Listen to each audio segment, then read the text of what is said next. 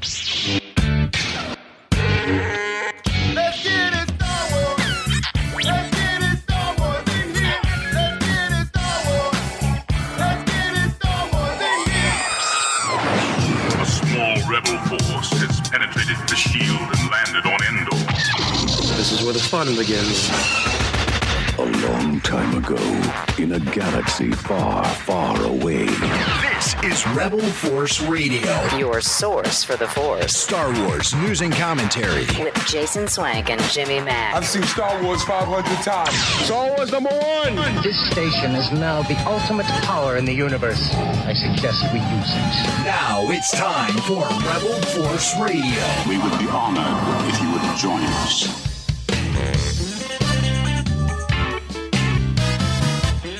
Well, and here we are once more, gathered together in celebration of Life Day. 45 years ago, the holiday special, the infamous holiday special to some, but it's become a real tradition to people and a bit of a cash cow for Disney, who have merchandised this thing after it had such a auspicious introduction into Star Wars. And of course, George Lucas's history with this is legendary. But nonetheless, here we are 45 years later. It only aired one time. And you would think that this thing is just, well, it is available. It's available on YouTube, and, you know, it's been available as bootleg VHSs and then into the DVD era and now into streaming and all of that. So it is available. It's never been officially made available. But despite all of that, again, here we are 45 years later. We can't get enough of it. We've got action figures coming out. I got some photos from a friend who was just at the Disney parks and in the various gift shops, and it's all Life Day. It's just the robes. It's all Life Day. Ornaments, mugs, T-shirts, you name it. Life Day has taken over the Disney parks and in the gift shop. So we're going to be celebrating Life Day here this week on Rebel Force Radio, but that's not all. We're all still in the dark a bit about Skeleton Crew. Not a lot of details. Hopefully now that the strikes are over, we'll start getting more information. But we do have some clues that we'll show a little bit later, talk about. And this is really the big news.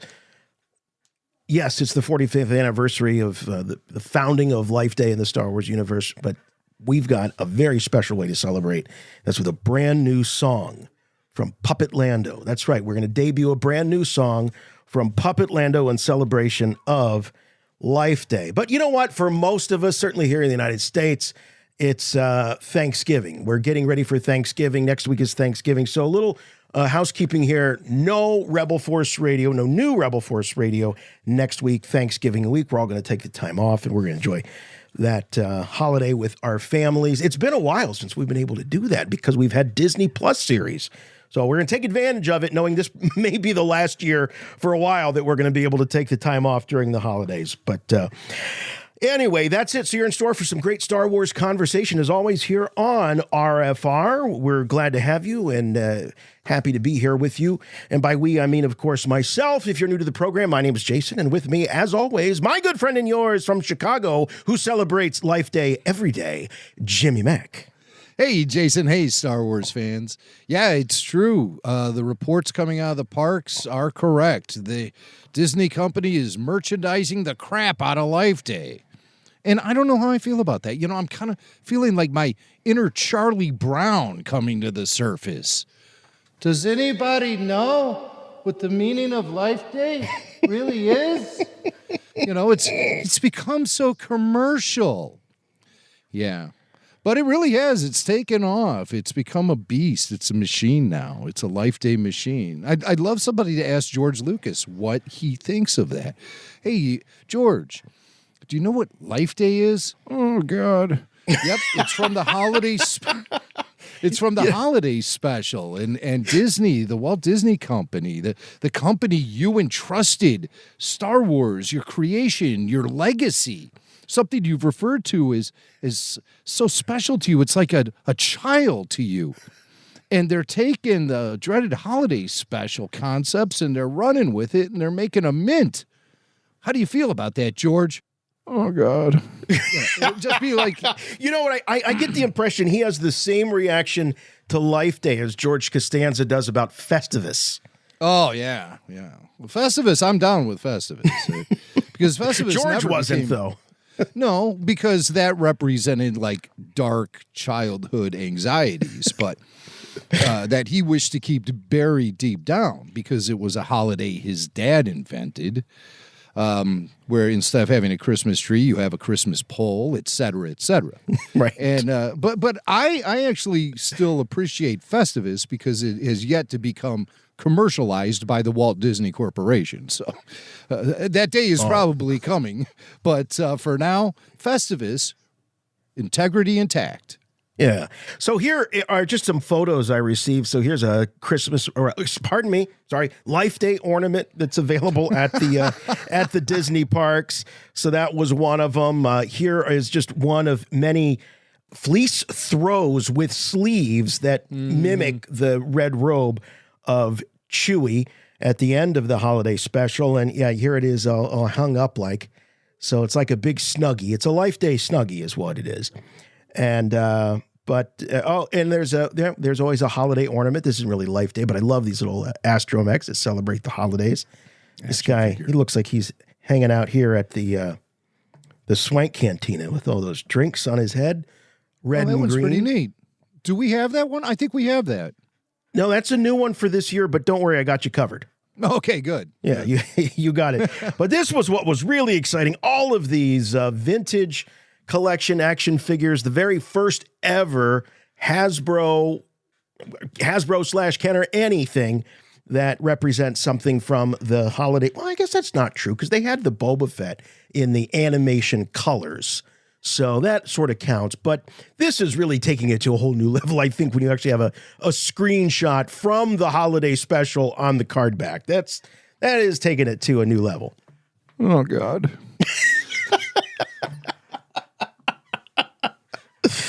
Anyway, well, how's that? Happy Life Day, everybody. But we'll be, like I said, we'll be talking more about Life Day and our good friend Kyle Newman, who's been working on the Disturbance in the Force documentary along with Steve Kozak. We've had him on the program a number of times, and we've got news about when you're going to be able to see that documentary coming up appropriately so here on the very special Life Day episode of Rebel Force Radio. Yeah, I'm looking forward to the Puppet Lando song. So I don't want to wait till the end of the show. I'm gonna drop it. We'll drop that in when we feel it's appropriate. But just to tide people over. I want to replay a classic edition of RFR Slow and Tell. This is from several years ago. Puppet Lando was speaking to us about Life Day. And so then we took the recording of Puppet Lando and slowed it down a significant amount to make Puppet Lando sound like he was plastered drunk. And that's what RFR Slow and Tell is all about. And so here it is, RFR Slow and Tell, Puppet Lando Life Day. Let's go on an adventure, shall we?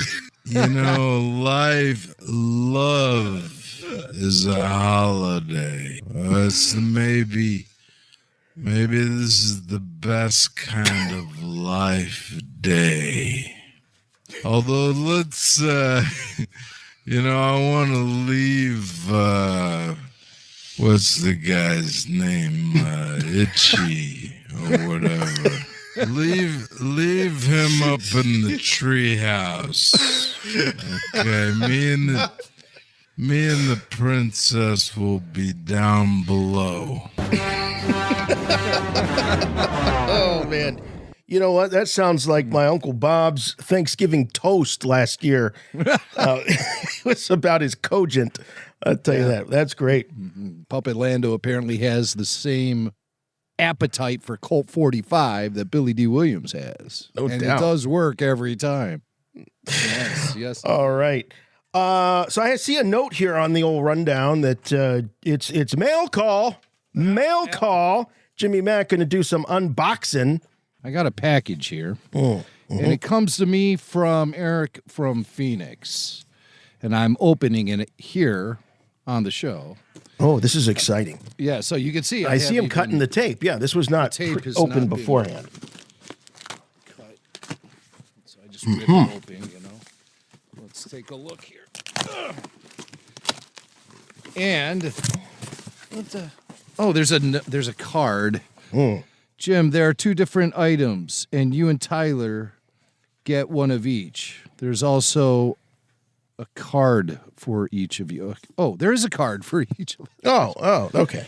All right. I don't know how personal that is, and it's sealed. Oh, It's sealed. I'm gonna kiss? I'm gonna go ahead and open it here on the show. So it's oh my God, they're nudes, full frontal. Oh, jeez. No, I kid. It's only a thank for you. RFR All Access. You can see the video. Oh my God, it's a very nice thank you note. Thank you for all of the great content you provide through RFR. I don't know how you have time to do everything you do and do it with such high quality. In addition, I wanted to thank you for the personal time spent with me during the Q&As.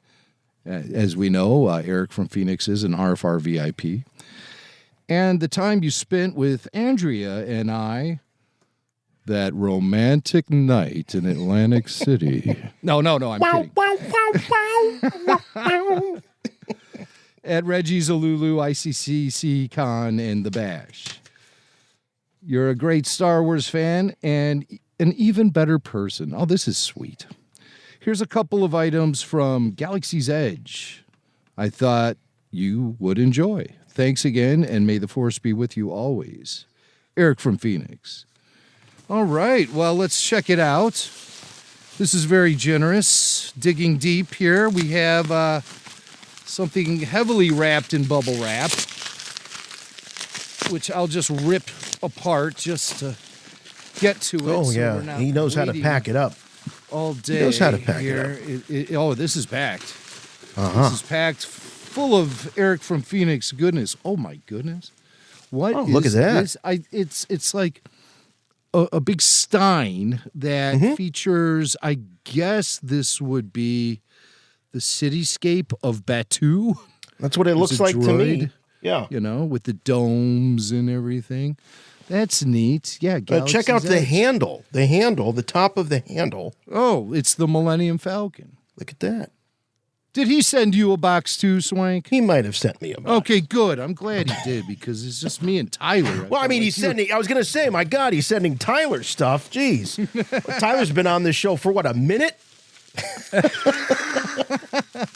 Hey, his contributions to RFR are greatly appreciated, and so they is are his indeed. friendship. They are Me and indeed. Tyler will be going to see Disturbance of the Force next week in the Wrigley Field neighborhood here in Chicago. And this is something that is a black envelope, and within it is a deluxe print of the Cantina DJ. Let's slide it out and see. Oh, how nice. Well, you know, I have a few Galaxy Edge items already, and all of this stuff will really be great companion pieces for all of the stuff. Yeah, I you can already start a have. little section in your Thank collection you. of That's very sweet of Eric. from Galaxy's Phoenix to Edge do that. stuff. So, yeah, I did also get the same items, and I have them here. So thank you very much, Eric. It was really very kind of you to send, and his card was equally as kind. So, yeah, thank you so much. That it was completely unnecessary, but always appreciated. Yes, definitely. So I'll be seeing Tyler soon. I'll be passing along this stuff to him. That was very sweet, Eric and Andrea from Phoenix, and much appreciated. That's cool. We have the nicest, greatest listening audience. It's an incredible community. You see it on display when we do our live streams. Yeah. The sense of camaraderie everyone has in the chat rooms. You hear it on exclusive podcasts that we release on Patreon that feature audience members, shows like RFR Q&A or RFR RPG, and Babu Freaks even. We all came together through this podcast. Then, of course, there's the Facebook group. There's, I'm not going to mention Twitter, but, you know. That minefield, which I still can't even log into. I have a solution for it. We just have to hook up on the. I have a solution for it. We just have to hook up at the same time because it'll send you a code, and but I got it figured out. Really? I know. I'm kind of bummed hearing this. I was enjoying the break from Twitter. Well, I mean, I X. could lose the instructions on how to do it. Like if I didn't find them, But I don't want someone squatting on us like what happened last time. Right. The I'm gonna nerve keep it up. of some of these people. The nerve. So, but it's great. We don't care about that. We're not carrying around angst. This is a great time of year. This is the Life Day time. This is Thanksgiving. We're heading into the big holiday season. This is great. So, we don't encourage people in the RFR listening audience to send us gifts, but we also don't discourage it. So, right. So if you want to, what's your address, Jason? We send all mail. Yeah, to, 25. No, no, but we do. We it's not like we keep a PO box or anything. No, for we don't you guys do that. to send it. That's a little pretentious and lame, but we do really appreciate the offers of gratitude, and it just puts more fuel in the tank. So thank you very much. For sure. All right. Well, speaking of community and all of that jazz, let's check out the mailbag, see what's going on here. Must contact me. Play back the entire message. What message? Message after the message. The Emperor commands you to make contact with him. It's a trick. Send no reply.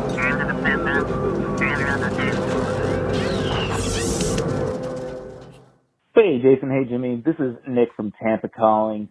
I just want to leave a message regarding one of my wife's observations she had during Ahsoka when we were watching it.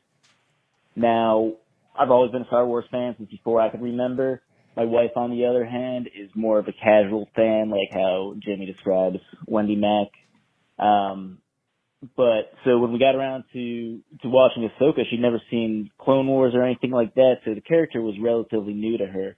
However, while watching the show, that didn't matter to her. The one thing she said that always took her out of it while watching it was the makeup on the characters, whether it be Sabine or Ahsoka, how they would, go through all these fights and stuff like that and come back and their eyeliner is perfect and all that. It didn't really bother me too much, but she always said that kept taking her out of it. Now, I went back and I was watching Rogue One this weekend, and I noticed that in a lot of the scenes, like on Jeddah, they've got Felicity Jones, all dirty up, makeup smeared, that kind of stuff. And it, it really brings you into, the experience that they have as a character. So I think that, that's something, worth talking about and the creatives looking into on, making the streaming series almost as real in terms of the makeup and the authenticity. But love the show, guys. Just want to call in, put a little discussion out there, but keep doing what you're doing. Thanks, guys. Bye. All right, Mac, back during the Clone Wars days, we called for faster, more intense. We wanted the hair to move. Now is the new rallying cry dirtier, grittier, with makeup running. Is that the standard that needs to be met now? Well, in all honesty, Carrie Fisher never had makeup smeared all over her face. Neither did Natalie Portman. Natalie Portman had a whole queen clown face going on. I don't know what to say about it, but yes, in Rogue One, and Rogue One was a grittier take on Star Wars, and Rogue One also was able to maintain a great balance between Star Wars aesthetic and the grittier take visually. Mandalorian comes more from a place that's steeped in the way George Lucas liked Star Wars to look visually. Sure, it was a used universe, but he wasn't smudging makeup and making the characters look all sweaty and gross or anything like that. That just wasn't part of his visual language when he came to portraying this stuff. But yeah, I see a great example is the photo Jason put up on our screen, where you see what looks to be a pretty fatigued and weathered looking Jen Erso. And that was the great touch that Gareth Edwards was able to put on the film. It was meant to be gritty. I don't think Ahsoka is meant to be gritty. I think it's more of an extension of the animated show, if you want the honest to God truth. So it's a good point. Maybe that's what throws off his wife is they look perfect all the time, maybe even cartoony to her, because this is a direct descendant. Ahsoka is a direct descendant of an animated show being presented by a director whose entire career has been steeped in animation. So that's my only take on it. Now, as far as Wendy being a casual viewer of Star Wars, she didn't make it through Ahsoka. She didn't even make it through the first episode. It was too steeped in the lore. What Wendy said to me exactly was, I love the girl power, but it's just too thick with Star Wars lore. You have to have this whole knowledge base to be able to understand half of what's going on. So that turned her off. Where on the other side of the coin, she's seen every Star Wars that's ever come out, save except the Kenobi series. Why she didn't watch see that? Kenobi? Yeah. And I want to Really? show her that because I think she would enjoy Little Leia and all that crap. I think that'd be a nice something to watch over the holidays, maybe. Yeah, and a good maybe. revisit for you. Yes. Yeah, I was just looking at some of the characters from Ahsoka, and I think that Shin Hati, she probably had the best eye makeup the whole time. She had, the dark going, and but no, it was never smudgy. Here's my take on it, at least in terms of what George established, and I think you're dead on. This is an extension of the animated universe, the Filoni-verse. But with George was so influenced by classic classic cinema. And you never saw the ladies sweat. You never saw a hair out of place on them. You think back to classic 60s television, there was always a Vaseline smudge to give the women a little bit more of a softer look. It was always about keeping them, in that up on that pedestal as women. And that may not be up to some people's standards, and modern women watching shows like that might think, no, hey, I sweat, I get tired, I look rough. Why can't they? But I think you're right. This is just a different aesthetic. It's just you can't compare it to Rogue One. Yeah, and I wonder if Star Wars is ever going to find a time where, in this current era, where they land on a consistent vibe for all of their stuff. Like Marvel, their stuff all has a rather consistent vibe. Star Wars keeps throwing stuff up against a wall to see what's going to stick. Let's do a gritty war film like Rogue One. Let's do a Tony Gilroy spinoff of Rogue One that really is almost embarrassed to be part of Star Wars. It's heavy drama that's kind of embarrassed that it's part of Star Wars. That's the take I have on Andor, and I love Andor. Don't get me wrong; I think it's brilliant for what it is. But is it brilliant Star Wars? I mean, they're walking a tightrope, and I just wish they would commit one way or another to a certain aesthetic, a certain tone, a certain style, as opposed to all of this experimentation. That's just I agree. And with the Marvel universe, you can't say it's just because there's different directors and different writers. The Marvel universe has maintained a consistent tone and look and aesthetic, I think, through the last, is it now 20 years? Has it been 20? Maybe 15? Not quite. Like 15. I think 15 years since so that 2008. They usually people point at that Iron Man movie. That Iron Man. That was really it. So it's not necessarily because of new creators coming in. I think that it's because it lacks centralized leadership from a creative standpoint. That's where I think the issue lies. Or this is by design. This attempt to, it may be very well done on purpose because they're trying to find the right mixture, the right formula. Yeah. Spinning it that way, it almost makes it fail-proof because they can't make a bad Star Wars movie if they're constantly experimenting. You know what I mean? It's like, right. It's like, well, we tried this, it didn't work, so we're going to try this. Throwing stuff up against the wall to see what sticks. And if they're always experimenting, then that's a lack of commitment. So I want to see more consistency in Star Wars. End of story. End of story. All right. Well, check this out. This was pretty cool. This doesn't happen every day where you get a shout out from the convention stage by a couple of Star Wars legends.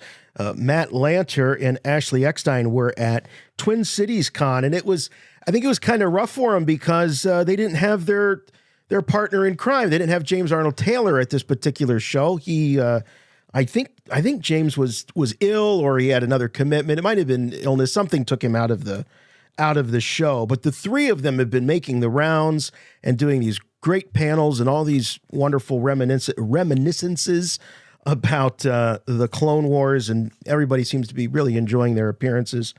But we got tipped off on the Rebel Force Radio Facebook group by Mike Irvand. And, see, Jason, you're a pajamas kind of guy. I wear pajamas. You say Irvand. I look at it and I see pajamas. Oh, yes, you do. I've heard you say it. Pajamas. Yes, you do. Yes, but you I do. will give you this. When it comes to names, I'll do the softer vowel, right? Because I assume. Do you want to know? Okay. I've been editing your voice for years. All Don't right. you dare tell me what you'd say and what you don't say. I know you know my voice better than I do.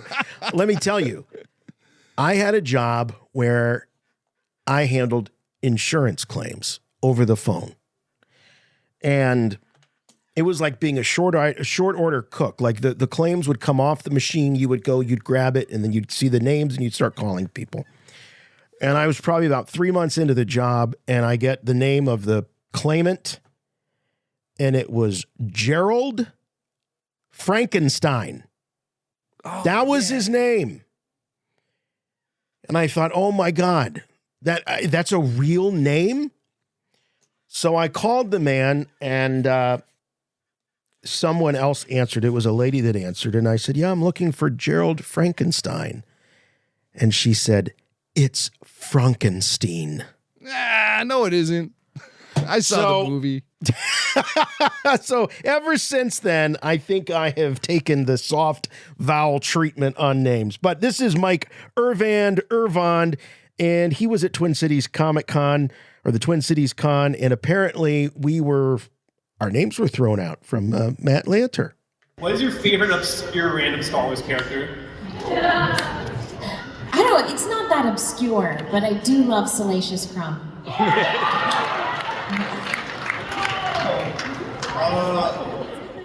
Yeah, what is do you guys know Jimmy Mack and Jason Swank? What is it? Jimmy loves what's his name? Kitster, doesn't he? Loves Kitster from the prequels. You know, the kid. Does anybody know what I'm talking about? Yeah. Oh, you do. All right. Like this smattering with it said, did anyone know Jimmy Mack and Jason Swank? There was like a yeah. People don't know if they're. I think that as people don't want to know, they don't know if they can admit that they watch us and listen to us. I think that's, no. Well, you know who the guy it was.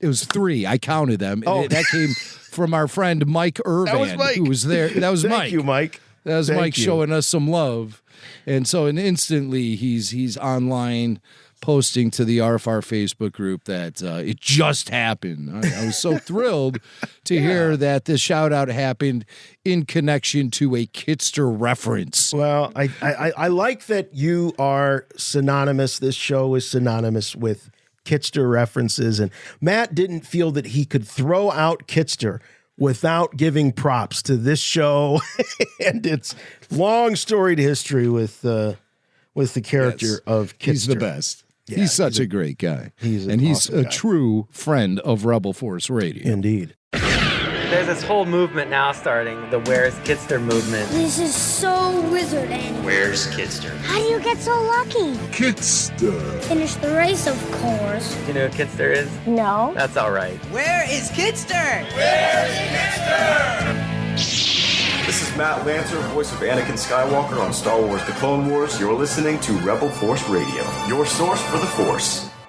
Well, how about this? Let's talk about what's going on with RFR Patreon, because we've got a RFR drought coming up next week. And I know that sends shivers down the spines of many listeners.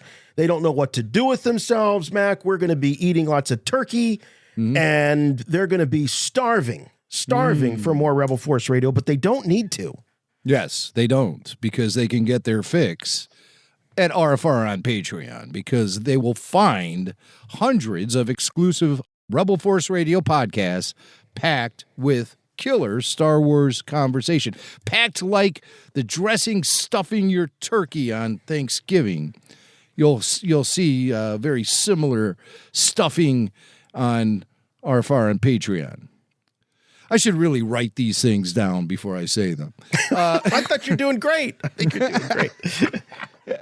We got the RFR Q&A, RFR RPG, the Babu Freaks, ad-free shows, exclusive podcasts, full show video, and more. And next week, because there's going to be no Rebel Force Radio, there will be 2 episodes of RFR Q&A dropping.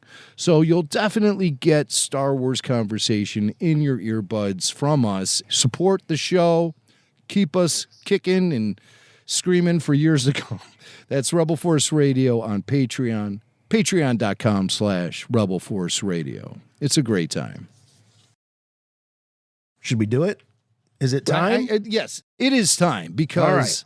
I mean, this was truly a holiday, a Life Day miracle, let's just say. I had no idea that this was coming, but apparently we all know Puppet Lando, and Puppet Lando has his own producer, because he is Puppet Lando after all, and his producer is a guy named Jeff Ulisny, who's a very talented composer and musician, and he told me, he says, listen, last week, I got this call from Puppet Lando, who was absolutely frantic, and he demanded that they have a studio session. So they wanted to meet up in the studio right away. See, when you're a big star like Puppet Lando, Yes, like right. Elvis, Sinatra, when the muse hits and you need to get into the studio, you make the call. They open the studio for you. Yes. Yeah, Jeff Ulisny understands this, because he took off to the studio right away.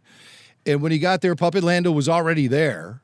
Yeah. And he was ranting and raving to the engineers there about how people like Mariah Carey, specifically Mariah Carey, she released a Christmas song like 30 years ago. And every year she makes a buttload of money off of that song. Oh, yeah. And Puppet Lando feels like he deserves a cut of that fat holiday music pie. And he wasn't going to leave the studio until he had his own specific holiday song, something that could live on for decades to come and provide him with fat bank every time this year. So he's doing it for the money. Well, you know, at this point, he doesn't care what people think of him anymore. He's doing it for the money. That's true. That's true. Yeah. So for 2 days, Jeff and Puppet Lando were locked up in the studio, and all they had to keep them going was Colt 45, and they came up with this great holiday classic. So this is Puppet Lando. This is the world premiere, Jason. World premiere. Wow. This is Puppet Lando. Have yourself a happy little life day.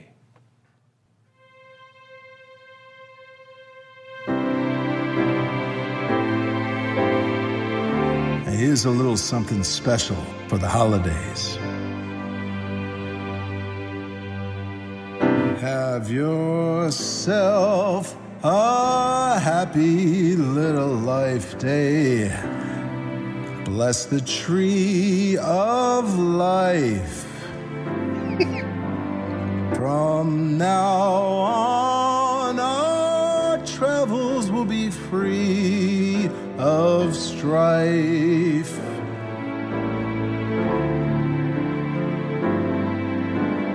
Have yourself a happy little life day. Don the cloaks of red. From now on, our travels will be clear ahead. 'Cause you know that ship has saved my neck quite a few times. Here we are with little Lumpy, Mala and Itchy. our core. Furry friends who are dear to us, gather near to us once more. All the Ewoks, though, they don't celebrate. Through the years, we all will be together if the wills allow. Hang a shining orb upon the highest bough. Wow. And have yourself a happy little life day. Big finish.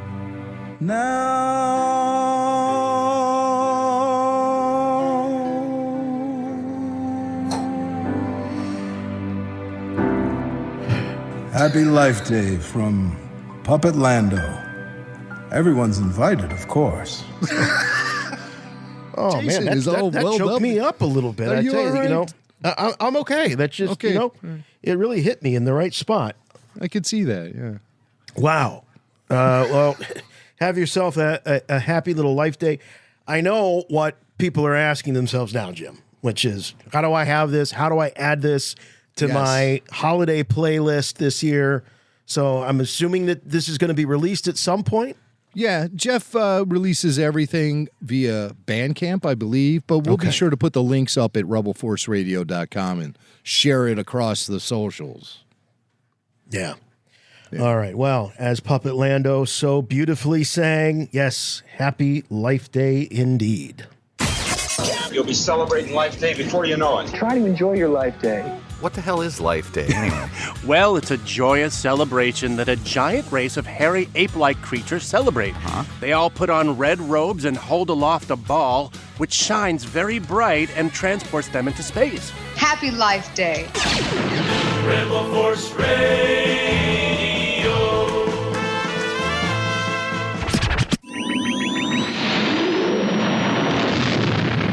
I have good news for you, my lord. That's good news. Come closer, I have good news.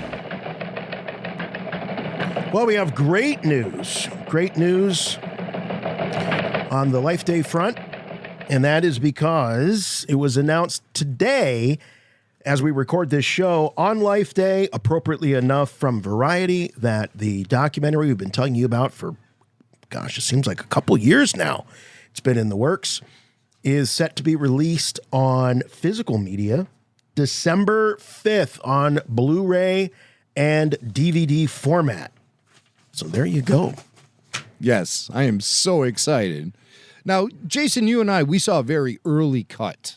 Yes. And it was already great. Yeah. And the reason we got to see that early cut is because, quite honestly, news of this documentary was originally announced on Rebel Force Radio 2 years ago.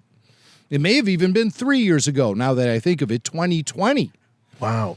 I remember it coming out during the news and the conversations during the pandemic. So, yeah. Director Steve Kozak found Rebel Force Radio as he was combing through the internet looking for Charles Lippincott interviews. Well, guess what? Charles didn't conduct interviews with anyone except Rebel Force Radio. And that interview can be found on YouTube. And Charles Lippincott was the original marketing director for Lucasfilm when Star Wars was released. He was their big PR guy. Mm-hmm. And we got to know an early later. genius, really, when it comes to marketing films. He was a step ahead. He certainly was. He understood how to reach out directly to the audience that would be most interested in Star Wars. And that audience was at the earliest of comic conventions that were happening in the 70s. Right. So I don't really recall when the first comic convention ever happened, but it would have had to have been in that era, right? Well, they had been going on since the 60s at least. But okay, all right. You know, the worlds of television and film that started happening more in the 70s. Right. Because it was just comic books back then. And they I think it weren't. was the Trekkies with their conventions that really started to show that you could combine those sort of fandoms, or just even celebrate one specific fandom. And now there's conventions for everything. We're going to have a Jason Swank convention someday. It's going to be awesome. It's just me. No, it'll be me, you, and all your subscribers on OnlyFans. Jeez. All right, well, back to Life Day and back to the holiday special and back to A Disturbance in the Force, this great behind-the-scenes documentary. You've heard us talking about it for a few years with Stephen Kozak, and as a matter of fact, Rebel Force Radio is represented in this actual documentary as moments from an interview I conducted with Mark Hamill in Japan appear in the show. And maybe something else, too. I'm not 100% sure. I can't even remember from the rough cut we saw, but I believe that stuff is all still intact. And then since we got to know Stephen Kozak, Kyle Newman got attached to the project, too, because the executive producer of this documentary is Adam F. Goldberg, the guy who created the Goldbergs and goes all the way back with Kyle Newman to Fanboys. So it's a match made in heaven. Kyle Newman, Star Wars, and Hollywood documentaries. Can't go wrong. You can't go wrong. And so since we've seen it, there's been additional footage shot with Steven Sansweet and other people. I was really jacked to see the bass player from Jefferson Starship back in the day, Pete Sears, appears in this documentary, and the footage we saw of Pete is outstanding. And the reason I'm so thrilled to see Pete in this documentary is because he was a favorite musician of Stu Levy from Rancho Obi-Wan, the late great Stu. And I really was excited for Stu to see this documentary, and unfortunately he won't, at least not on the physical realm. And Stu has probably figured out a way to tune into all kind of things on the other side, you know. He's probably listening I'm guessing to he was a quick study when it comes to that. Navigating the nether world, I'm sure. Oh, yeah. Absolutely. Yeah. He's probably developed a whole bunch of followers and everything because he was the best. But so the holiday special, so it's happening. It is going to be screened theatrically the week after Thanksgiving. And it is going to be showing up at Alamo Draft Houses scattered throughout the country. Here in Chicago, it's going to be showing in the Alamo Draft House in the Wrigley Field neighborhood, the Wrigleyville neighborhood. Me and Tyler will be there. Tiny theater, but it'll be a lot of fun to see it on the big screen. And then everyone, anywhere, will be able to watch it. A Disturbance in the Force will be released on digital and Blu-ray on December 5th. So we'll certainly be talking about this documentary a lot more next month here on Rebel Force Radio. Yeah, and it is available right now on Amazon. I already pre-ordered my Blu-ray copy. I'm a physical media guy, so it should be getting here right around the time of the release, December 5th. So check it out. It's available on Blu-ray, on DVD.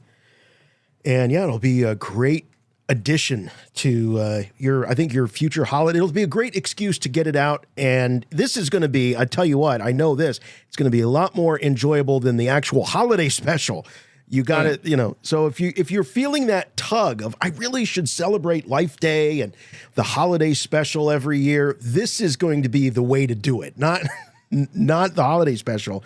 And I will say also that some of the footage that you see of the holiday special in this documentary is the best it's ever looked. That's true. That's true.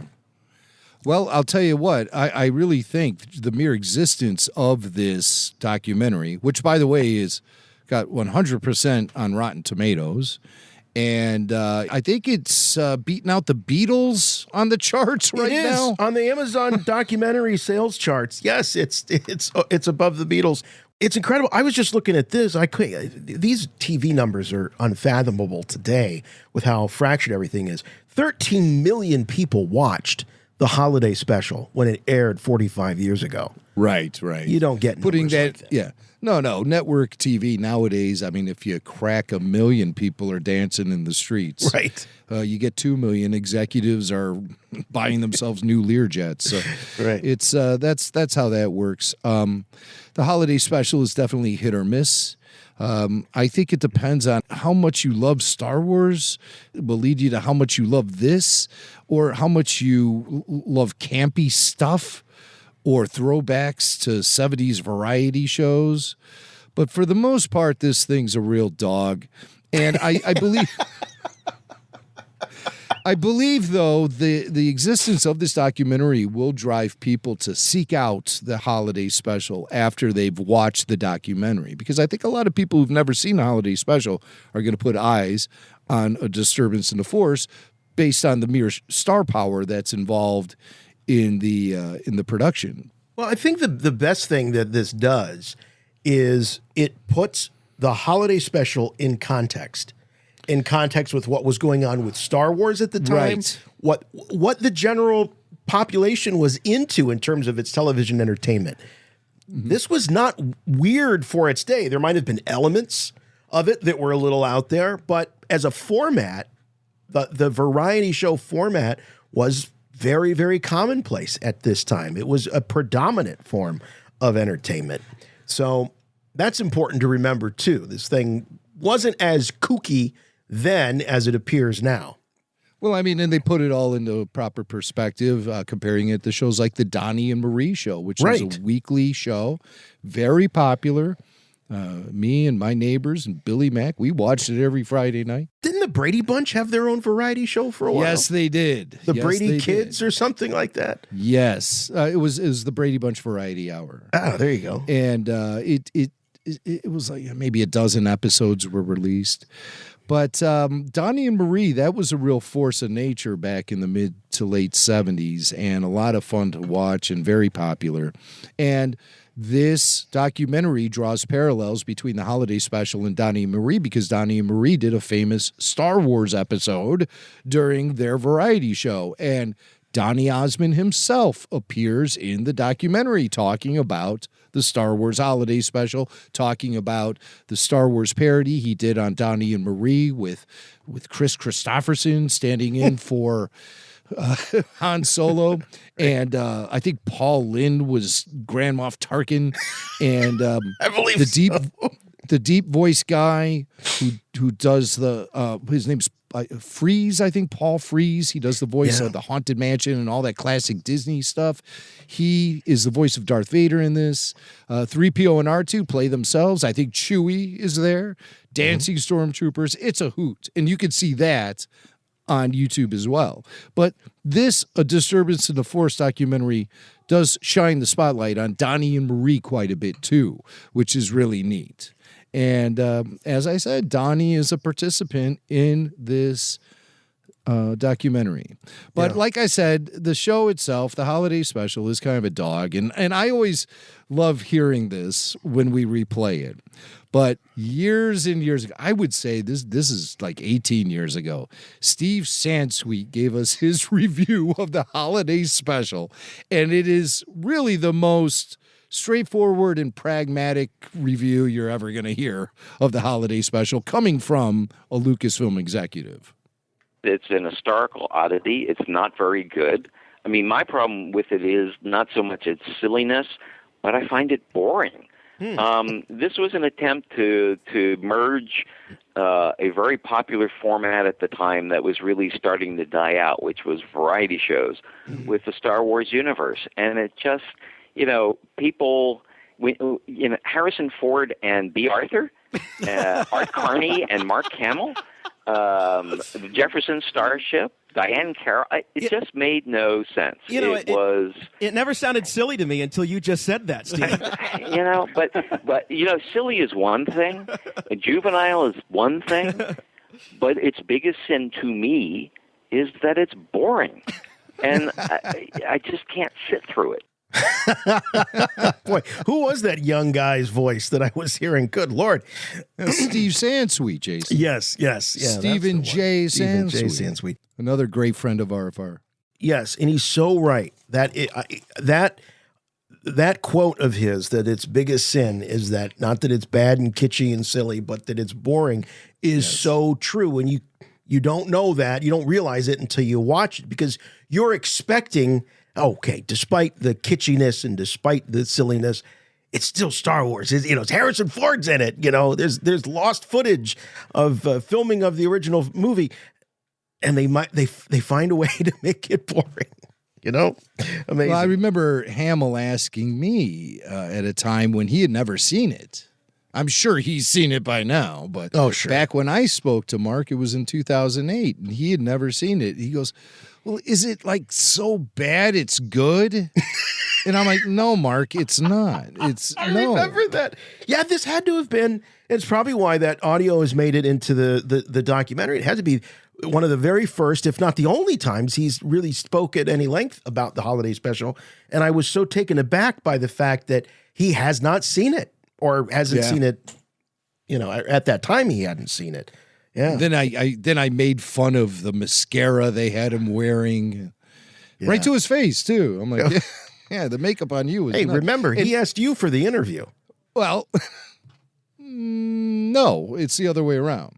I thought he met was in looking the bathroom. I thought he was. It was a high-tech hand blower. We're in Japan, and everything debuts there before it does in the States. Filoni was the one that was looking for you that day. Yes, he's the one that requested. I got that mixed up. Yeah, it was Filoni that was looking for you. That was a very big trip. But me and Mark met in the bathroom. That's right. And it was interesting how the dominoes fell after that, because Peter Mayhew saw me sitting there talking with Mark, and Peter had been rejecting my interview request for probably 5 years straight up to that point. He didn't trust you. He took one look at you, and he was like, I don't know about this guy. Pretty much, yeah. But when he saw me sitting there with Hamill, the second I hit stop on my recording device, someone came up to me and said, Peter Mayhew wants to talk to you. I'm like, you're kidding me. So that's all you need to do to get legitimacy, is sit down with Mark Hamill for a few minutes, because he is the OG Jedi, and that should never be forgotten.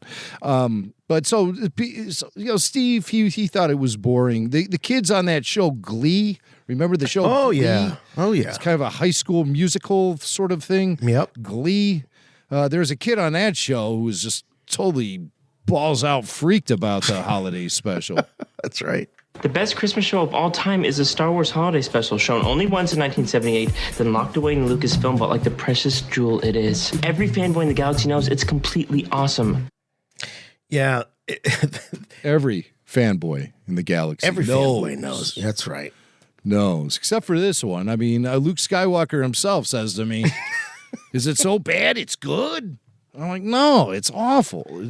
The best part of that Glee special is that they do a mashup of the Star Wars Holiday Special with with an equally infamous holiday special, the Judy Garland Christmas special, where she was hammered. I don't know, absolutely hammered. She called Mel Torme Mort at one point. At one point, Mort. Yeah, that's just far out, Judy. Far out. Thanks, Mort. So they mashed those two up. That's worth digging out if you can handle Glee. Check that one out. Yeah, it's got its moment. Yeah. Of course, B. Arthur. The legend B. Arthur from the Golden Girls. Maude, as I know her from All in the Family. Oh, yeah. She was outstanding in the holiday special. That is really my favorite part of the entire thing, is when she's working there at the cantina and Harvey Korman pours a drink into a hole in his skull, and then all the cantina aliens that you so famously knew from Star Wars were up and dancing and getting screen time. Because if you ever go back and watch, in 1977, one of the most popular out of the gate aliens that debuted in Star Wars was good old Hammerhead. Hammerhead had people talking after the movie. Did you see that Hammerhead thing in the cantina? Oh my God. But he really is only on screen for not even 3 seconds. And all of the alien cantina creatures. Oh, Jason, you just put up a screen grab of B. Arthur with Hammerhead. This is amazing. Wow, you got rapid fire reflexes here, or good Google skills, whatever comes first. But it was just the ability to spend more time with these creatures you only saw for just a quick smattering of a second. And maybe you got to know a little bit better courtesy of a promo photo or a trading card from Topps. This was the Cantina aliens getting down. Well, exactly like you thought it would always be happening in there. The photo references that are available through this, the holiday special, and as well as the Richard Pryor episode where he was in the Richard Pryor show and the Cantina episode has helped these Cantina researchers like Tom Spina that have done these convention panels about the Cantina. If it wasn't for these other TV appearances of these aliens, we might not know as much about them because, with the budget being what it was, the multiple shoots for the Cantina and being so covered up in shadow and all of that. So these alternative appearances have really helped guys like Tom Spina kind of piece together all of the Cantina denizens. Yeah, I remember that Richard Pryor show. I'm still taken aback that he called Snaggletooth the N-word. But hey, that was the 70s. Right. And B. Arthur, she was great in the Cantina. And so I pulled my favorite soundbite from that sequence. You should have it there in your arsenal, I do. Jason. I got it. Fellas, the party is over! How dare you! You stop that! Then they start throwing drinks at her. Hey, did B. Arthur ever go on the record about the Star Wars holiday special that we know of? Well, Stephen Kozak, who is one of the directors of this production, he was close with B. Arthur, right? He knew B. Arthur. Right. His family was tight with B. Arthur because Stephen's dad was a big-time player in old school Hollywood. Right. And I can't recall if he ever said anything about B. Arthur reacting to the holiday special, but if she did, it would be included in the documentary. Sure. Which will be landing everywhere December 5th. They're all gone now. She's gone. Harvey Korman is gone. Of course, Ed Norton. Ed Norton, right. What's his name? Yeah. Norton. I just know him. Norton. Yeah. Yeah, they're all gone. So, yeah. But, yeah, shame. So we got to get, Harrison Ford talked about it for us. I don't think he really talked about it. He reacted to it on Conan O'Brien. I think it was Conan's show, and he rolled out the clip. Yeah. Harrison looked really pissed. And I think he didn't say anything. He just reached out and started choking Conan. Which is always funny to watch because that big wave of hair on top of Conan's head starts going back and forth. And really, Harrison's probably the best thing in this special. He's just Han. Like, he doesn't have any over-the-top cheesy moments that I can think of. He's not in it very much. No, but it's just such a cheap production. Oh, I think God, Harrison saw it for what it was. And awful. So, Art Carney, of course. Yes, so thank you. They're not, just so people don't think we're talking about Edward Norton. Right. The actor. The actor, right. So, and we're talking about Ed Norton from The Honeymooners. Norton. So, and of course, is Art Carney. Yes. And no, I didn't Google it. I know who Art Carney is. It's just, me and Jason are old school for our age. Yeah, right. And we've seen more black and white television than most people our age should have seen. Absolutely. So we know who these characters are, but just sometimes we get some brain farts every once in a while. So that's okay. Mm-hmm. One thing I haven't gotten a brain fart about is Skeleton Crew. I thought for sure we would have heard something about it by now. The strike's been over for a week and a half. We know Skeleton Crew is on deck. It was originally said to be the next Star Wars streaming series to be included in the 2023 lineup. It was shot last summer, 2022. It's been in the can for a long time. These episodes are ready to go. So didn't you think that as soon as these strikes had ended, the studios and their PR departments would be ready to go, bursting at the seams with press releases and announcements and release dates? They're just spinning their wheels because look what they did with Jim, with Brie Larson, the star of The Marvels. They got, as soon as that strike was over, she was on Fallon like that next day talking about the Marvels. So they really amped up the PR machine for these big projects, but maybe they feel like they've got time with Skeleton Crew. I kind of think over the holidays we might start to see some of the rounds being made for that series. We could be treated to another one of those big year-end whoop-de-doos from Disney to hype up their investor base, where they announce a bunch of crap that'll never get released. It has since come out that some journalists have been doing some digging into what goes on behind these announcements that go nowhere. And it's been discovered that the Disney Corporation puts a lot of pressure on the studios under its umbrella, like Lucasfilm, like Marvel, like Pixar, to make announcements about half-baked things that really aren't concrete enough to be announced. Because as you know, in the industry, projects are in development all the time that never see the light of day. That's just the nature of Hollywood. But as the case has been over the last few years, to impress the investor base, they've been prematurely announcing projects, things they would never have announced in the past because they weren't far enough. But they were under pressure from Disney executives to make those announcements. There's a book recently released about the MCU. Oh, really? And I believe written by Joanna Robinson. And she's been around for a long time and covering Hollywood, specifically nerd things in Hollywood. And she just recently released a book where some of this information is made pretty clear. And it all adds up. It all adds up. I mean, it seems like the Taika Waititi thing, especially, which we actually do have an update on coming up in just a few. Well, I just want to throw in here real quick. People are probably, in some cases, asking, well, why is this such a thing now where you get these premature announcements of things? And it's obviously, I think, two forces combining. One is social media and the need to stay topical and relevant and drive the news cycle, which is 24/7. And the other is the fact that these films, these production companies are owned by large corporations.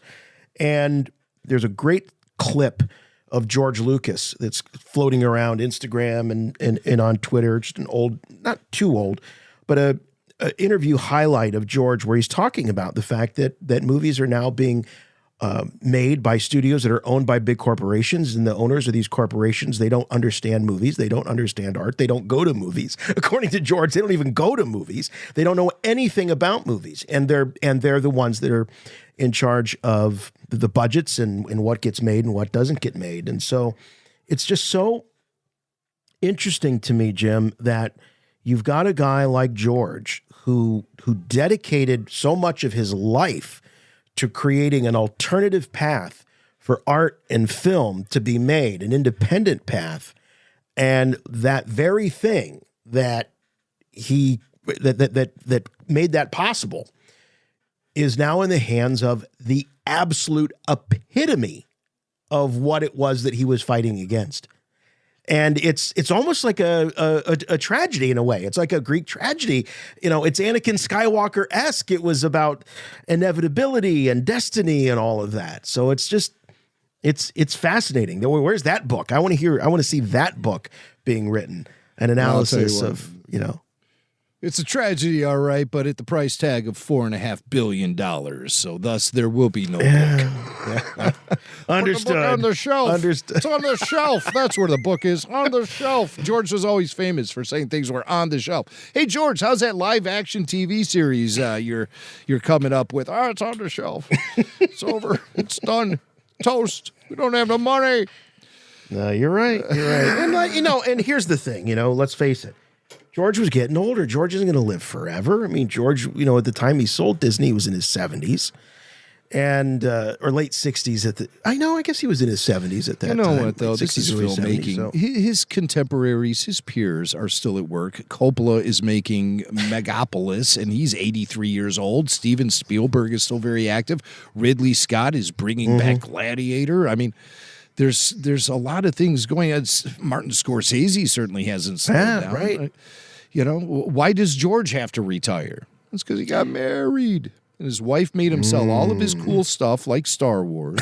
So he's building himself a man cave called the George Lucas Museum, where he can actually keep his stuff. My God, you're right. preserved. It is his man cave, isn't it? Yeah, This is the stuff that his wife didn't make him get rid of. Right. Let me get rid of everything. It's basically going to be his basement, you know. Right. George could be walking around the place in his sweatpants, holding a Pabst Blue Ribbon on a Saturday, holes in his socks. Just chilling. I got the boys coming over later. We're going to watch the ball game, yeah. It's like... Oh, Lord. All right, but back to Skeleton Crew, yes. you know. So if Lucasfilm isn't going to do the PR for this damn thing, we're going to do it here on Rebel Force Radio. We'll pick up the slack for them as we always do. And we have some hype about Skeleton Crew because if there's even a pulse to Skeleton Crew, we're going to find it. And we're going back to listen to a few comments from Jon Favreau because I figure in previous weeks we've heard from Jude Law, we've heard from John Watts. Let's hear from, or we heard from the producer. I don't think we've heard from John yet. We heard from the producer, but now we'll hear from the big boy, Jon Favreau, who talked to Entertainment Weekly at Celebration London a little bit about Skeleton Crew. And I just want to listen closely to what Mr. Favreau has to say, just to pick apart any sort of hints or clues or vibes we can get about the show. It's unique in a way, but it also feels very consistent. If you know John Watts' work and having been in the Spider-Man movies and seeing his other work like Cop Car, he really connects with storytelling from the perspective of children or young adults. And he's just, him and Chris Ford and the whole team, very good at putting together a great cast and personality. But at the end of the day, these are people who all love Star Wars. And so the primary goal is to make sure that we stay consistent within what people have come to expect. You know, we stretch it here and there. We try to show, not just repeat ourselves, but in the way props are built, sets are designed, costumes are designed, and to show it on the backdrop of what it's like for young people living in this world is very different than what we've seen from, let's say, Luke Skywalker's childhood and such. So there's a lot of uniqueness to it, but it's thoroughly delightful and enjoyable, and I think people are going to really, really connect with what they're doing. Every time he says unique, I keep waiting for him to close the loop and say it's very unique, but it's very Star Wars. But he doesn't. He says it's very unique, but people are going to really like it. It's very unique, but John Watts really understands children and all of this. So I keep waiting for him to say it's unique, but it's very Star Wars. He doesn't say it's very Star Wars. That's something that jumped out at me.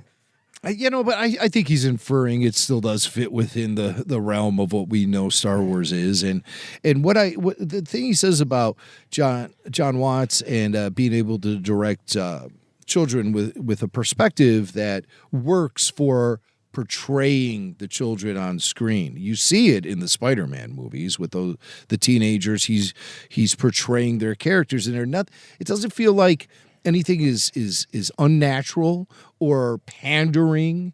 He knows, very similar to what goes on with Stranger Things, where you can believe in these characters, and you can believe in them without being a kid and believe in them. And that's what I'm hoping. And what Jon Favreau is saying, that's what I'm hoping we're going to get from this show. Yeah, and that's what everyone's saying. And it also sounds like Favreau is leaning a little bit more on the fact that the show might be a little more uplifting than, say, something like Andor. Yeah.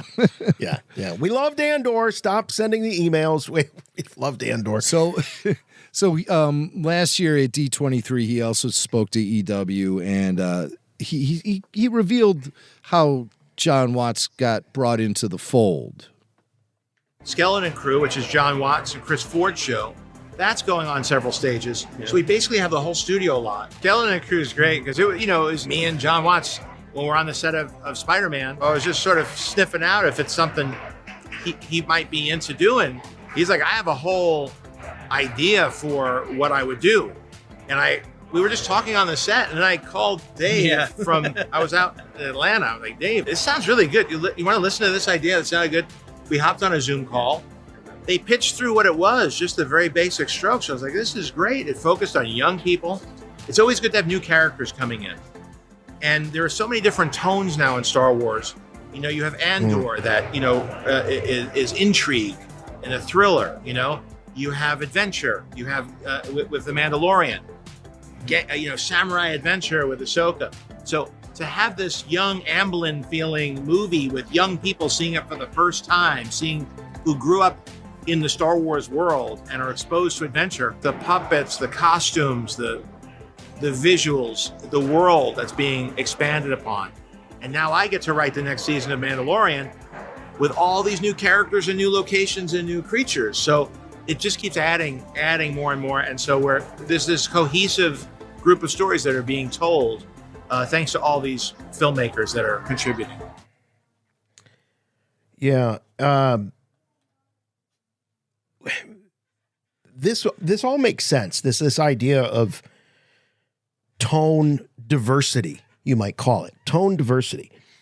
It makes sense so long as you don't lose the overall tone of Star Wars. Now, we know that the alchemy of Star Wars is Western. It is samurai. It is fantasy.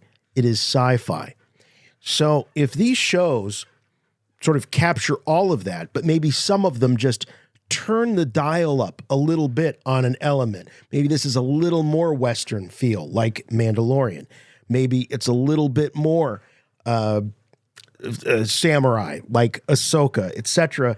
Then I think it really, really works. But if it's, let's make a great samurai or let's make a great Amblin story and wrap it up in Star Wars, that's to me where it starts to fall apart. So I hope that it's not going to come to that. I hope that it is looking at, capturing the whole totality of the Star Wars tone and maybe just tuning up certain elements. We'll see. But this is probably, you think about Ahsoka, the samurai, you think about Andor, the whole idea of the sort of the rebellion versus the empire and the two in espionage and all of that, which we saw a little bit of that in, it actually begins A New Hope with the plans and all of that. The Western is very obvious in Mandalorian, fantasy and sci-fi elements. So we've seen this stuff represented. I can't think of us ever seeing outside of, Young Jedi Adventures, which is on now, or something else where it's really about children. This is going to be the first time that aspect of Star Wars is brought out. And I would say it's not just brought out and amplified, it's being injected and added, because I don't know that Star Wars has ever had a real, it's been great for kids. Kids love it, but it's never been about kids, is what I'm trying to say. It's never been about children. How quickly we forget the Phantom Menace. There's a young Anakin Skywalker that was the centerpiece of that film, and he was about 9 years old. All right. So, but it wasn't about his. It wasn't. The movie wasn't about his 9-year-oldness. No, and I don't think this is necessarily going to be either, but it's going to be presented from that certain perspective. Mm-hmm. So, and how could you forget Muppet Babies? They did a Star Wars thing too once. No, you're absolutely right to bring up Anakin and the Phantom Menace. You're absolutely right.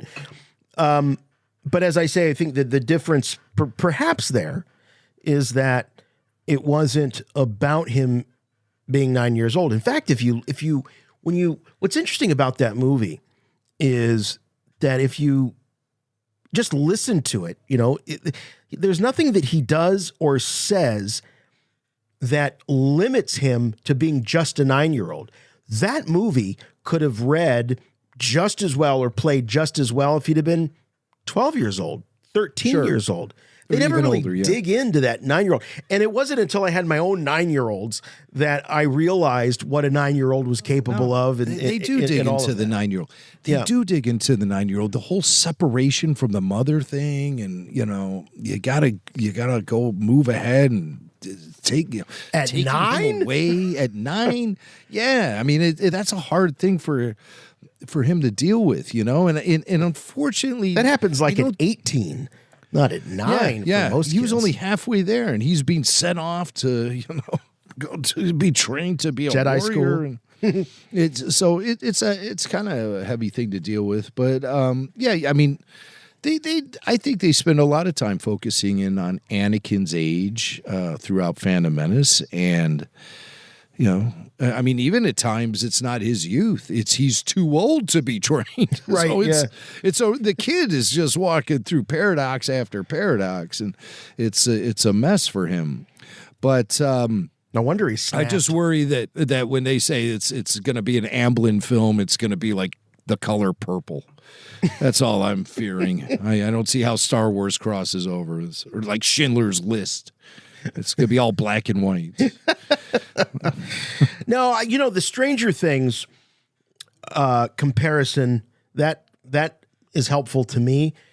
You can always debate whether or not the show in its fourth, now going into its fifth season, is as good as it was in its first. I remember, Jim, you talking about you just loved these kids in the first season, and then they started getting a little older in the second and third season, and they just weren't quite as relatable or something. So that's a big thing too. How much longevity can you get out of child actors? They grow up really, really fast, especially when you're, only able to shoot maybe every other year or whatever the case is. So the projected lifespan of this show, unless they're really going to chronicle these kids' development over a period of years, could certainly be hampered. We might be looking at only a one season kind of thing, especially with an actor like a Jude Law. I'll tell you something, and I've been thinking about this, is that it's going to be a real interesting moment when we're doing the Skeleton Crew after show, Skeleton Crew, that's the name of the show. I keep wanting to call it Skeleton Key from time to time, Skeleton Crew. And we'll open up the phone lines. Yep. It'll be like, Kid Blake. It'll be like, yeah, there's a few things I want to say about this. Oh no, his voice changed. That's gonna be the end of it. That's gonna be the end of it. Stay young forever, Kid Blake. But he's already 12. Right. So I mean, we're right on the right on the edge. It was just the other day. We were doing our morning routine, and I was in the bathroom getting ready for work, and I called out to my son Parker, who's 11, and he answered back to me, and it was just a very strange thing. I almost heard the adult voice in his voice, just for a split second, and I thought, oh my gosh, it was such an amazing moment. And then it was right back to, being a kid, but you get these glimpses when they're on that precipice of developing into a man, woman, whatever. And they grow up very fast, especially on TV. That's why one of the tropes always was back in the 70s and 80s, once the kids in the show got too old, they brought in another kid. They Cousin found an Oliver. orphan. Here comes Cousin that's Oliver. right. Yeah. I think Scrappy Doo, even animated shows Scrappy were Doo. not. Of course. Man, I was going to say that Oliver, I think, paved the way, but I think you're right with this Scrappy Doo. That was even predated Oliver, I believe. No. Oliver was before Scrappy Doo. Before Scrappy? Oh yeah. I lived through all of it. Okay, all right. Well, I'll take your word for it. All right. Well, in addition to Skeleton Crew, what's next for Star Wars on the big screen? Oh, you know what? This one exhausts me. I'll be honest with you. The Taika Waititi drama, the Taika Waititi, everybody waiting to when is the Taika Waititi movie coming out? everything that comes out of the guy's mouth for me is discouraging. And at some point, I'm just like, can this guy just not do a Star Wars movie? I don't know. I don't know what the great upside is, but he's got a lot of support. He's got a lot of fandom, and he's a good filmmaker from what what I can tell. He's out talking about his movie now, his current film, Next Goal Wins. And as he's making the rounds, people are asking him about Star Wars. Now, last week, we had the great quote by Kevin Feige when they asked him about his Star Wars project, and his answer was, no. Is your Star Wars movie coming out? Are we going to see it? No. So what does Taika have to say? Well, luckily, microphones were there, and as he was on the circuit promoting Next Goal Wins, they asked him about Star Wars. Yeah, of course I'm still working on it. Where are you on it? What's the status update? Well, I'm decided to kind of let that thing. It's like I've got all these scripts and all these projects, and I don't really know which one is next. And they're sort of all competing against each other. Star Wars, I'd say I'm going to probably push to like another film or two away. I'm not sure yet, or it could be one away. I just have to like sort of figure out. My next film is going to be a smaller film, which I'll do next year in New Zealand. But then, what I don't want to do is rush a Star Wars script. The world doesn't need a rushed Star Wars. All right, that's encouraging. I like that. Yeah. Boy, don't we know it. I mean, we have the scars to prove it. We don't need a rush Star Wars. But, it's interesting as long as we're going to talk about the sequel trilogy, which was rushed, and J.J. Abrams, and talk about Taika Waititi and his Star Wars film that he's just sort of like kind of laissez-faire about. I got all these other projects. Let me just remind you, J.J. Abrams was under contract with Paramount. And he had to seek permission to get out of that contract to go work on Star Wars. He was pretty gung-ho about it, despite the stuff he said where he initially turned down Kathy Kennedy at first, yada, yada, yada. Once he made up his mind he was going to do it, he was full throttle. Taika, on the other side of the coin, is like, I got these other projects. Where does Star Wars fit in this? I don't know. I'm going to push it back. I don't want to rush it and things like that. JJ, his sequels were notoriously rushed. Under the gun from day one as Bob Iger is making release dates announcements before there's even been a single cast member signed or, outside of the legacy guys like Mark, Harrison, and Carey. Mm-hmm. They didn't have a movie. And release dates were announced. Taika, on the other hand, no release date, taking his time, seeing where it fits into his schedule.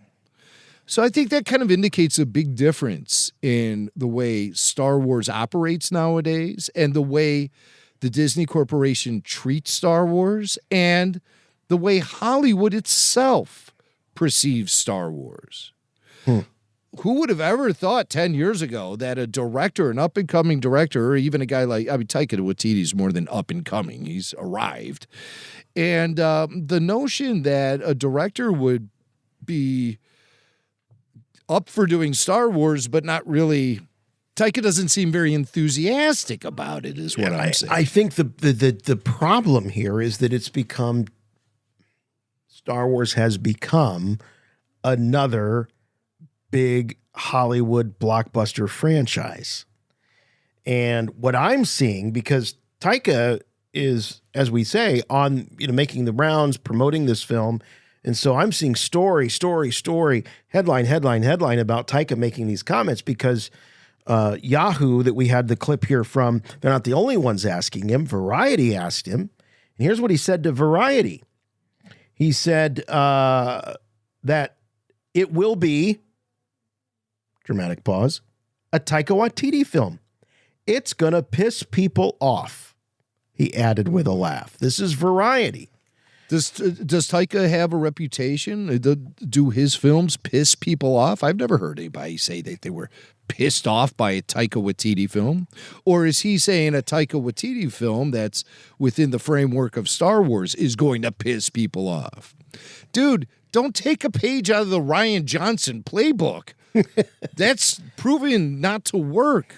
Right. Because Johnson was famously quoted as saying, I make the type of movies that half the audience loves and half the audience hates. Mm-hmm.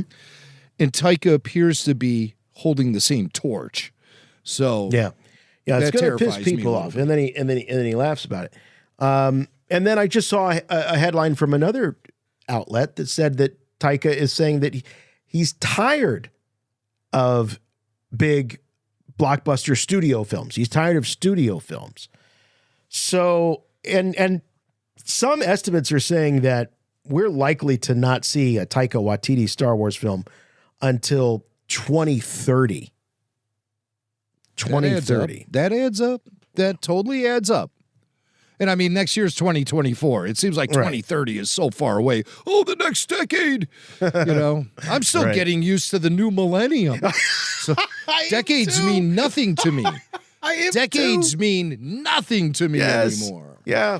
The 80s was, to me, the 80s is still 20 years ago. The 90s is 10 years ago. I feel that way about the 70s. Oh, and I do have 1970s era research to provide to you. Oh, okay. Cousin Oliver was introduced in the Brady Bunch episode Welcome Aboard 1974, the final season of the Brady Bunch.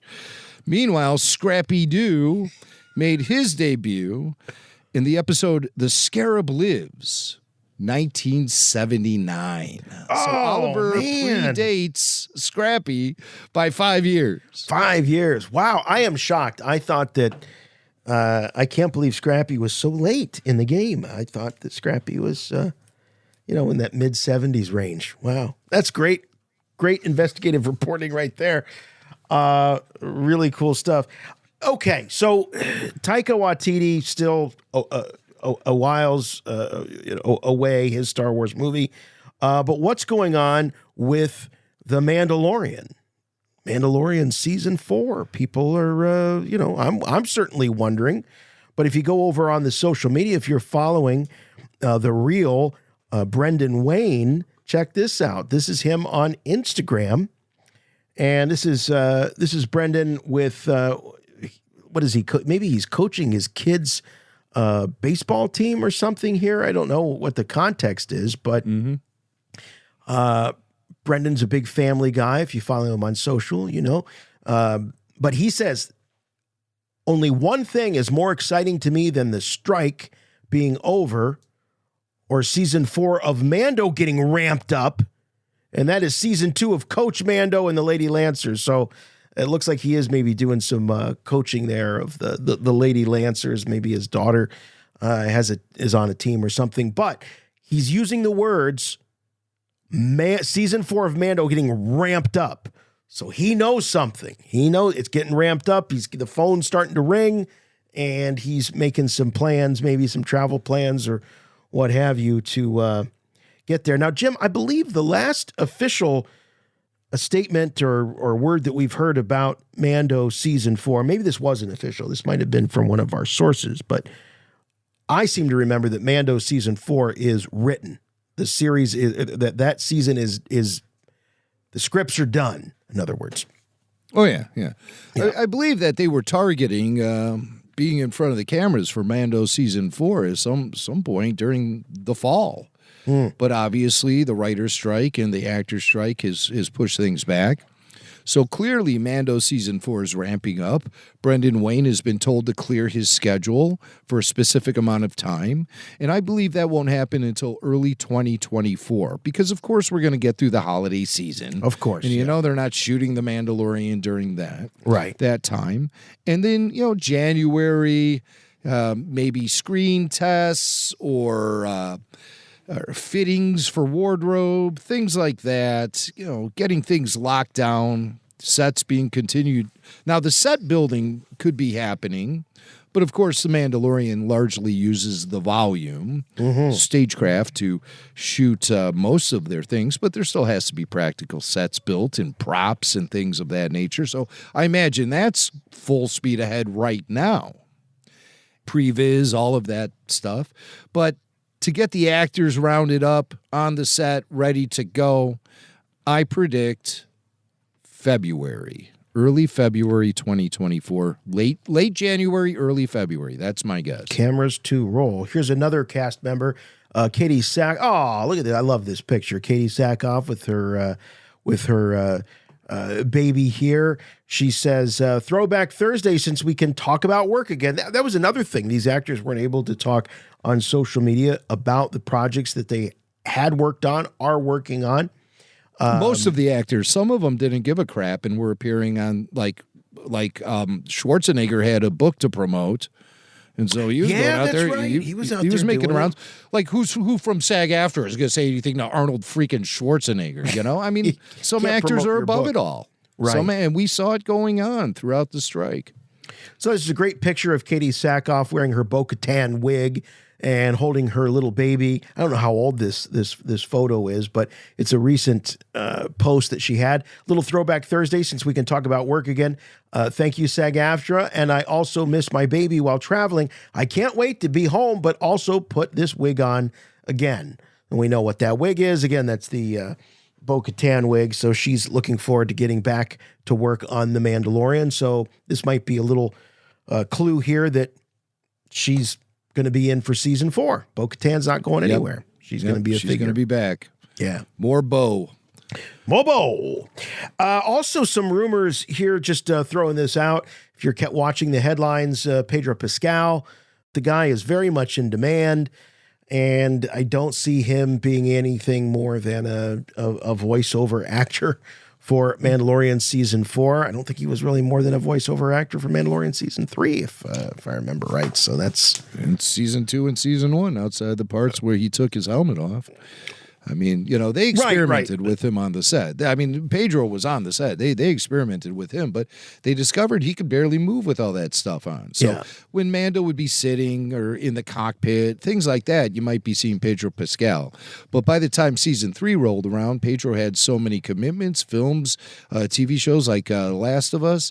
He was unavailable, so totally 100% voice acting his way through season 3, and it's going to happen again in season 4. He's shooting Gladiator 2 and season 2 of The Last of Us. So there's just no way that they're going to. He wasn't maskless at all in season 3, was he? No, not once. Yeah, so it is possible they could bring him on the set for a day or two to shoot helmetless stuff. I mean, that you can't rule that out. But he has a packed schedule. He's incredibly in demand nowadays. Incredibly in demand. So good on him. Good on him. All right. So this was kind of interesting. This sort of came out of nowhere, where Louis Leterrier, who was the Incredible Hulk director, that was, speaking of Ed Norton, that was the Ed Norton MCU film. Yeah, I like that one. This guy, I never saw. That was one that I never saw. But that was better than the guy who directed Hidden Dragon, Crouching Tiger, Hidden Dragon. Yeah. He directed Ang. Was that his name? He directed Ang Lee's Hulk movie. Oh, the one with Nolte. Yeah, that was a real dog. Oh God, that was terrible. That stunk. I remember sitting in the theaters watching it. There'd be like random cuts to jellyfish, and then it cut away to something else. I'd be like, "What the hell is going on?" I saw that in a drive-in. It made absolutely no sense. Was not a fan of that movie. But Louis is coming clean. Who is the guy that we covered a few weeks ago that was talking about his Jabba the Hutt film? I think. So, you're talking about Guillermo del Toro. Yeah, Guillermo. Yeah. So see, these guys are coming out saying, "Hey, I pitched a movie. I was attached to a project." So Louis is joining the ranks of Guillermo, but he's talking about having pitched a number of Star Wars TV shows to Lucasfilm. Yeah, this is great. This comes from one of my favorite podcasts, Happy, Sad, Confused with Josh Horowitz. Josh is a big Star Wars fan.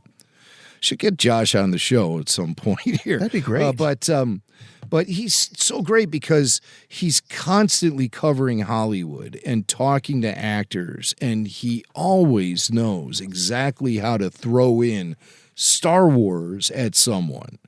And here he is with the director of Incredible Hulk, Lewis, and they're doing kind of a watch party for one of his movies. It might have been Hulk. I don't even know. He also directed Fast X. This guy's had a great career. But the way Horowitz gets him talking about it is he just kind of leans back. He's like, so you into Star Wars? It's just so casual. And Lewis starts talking about, the impact Star Wars made on him. And then that just naturally opens him into telling a story about his rejected Star Wars pitch for a television series.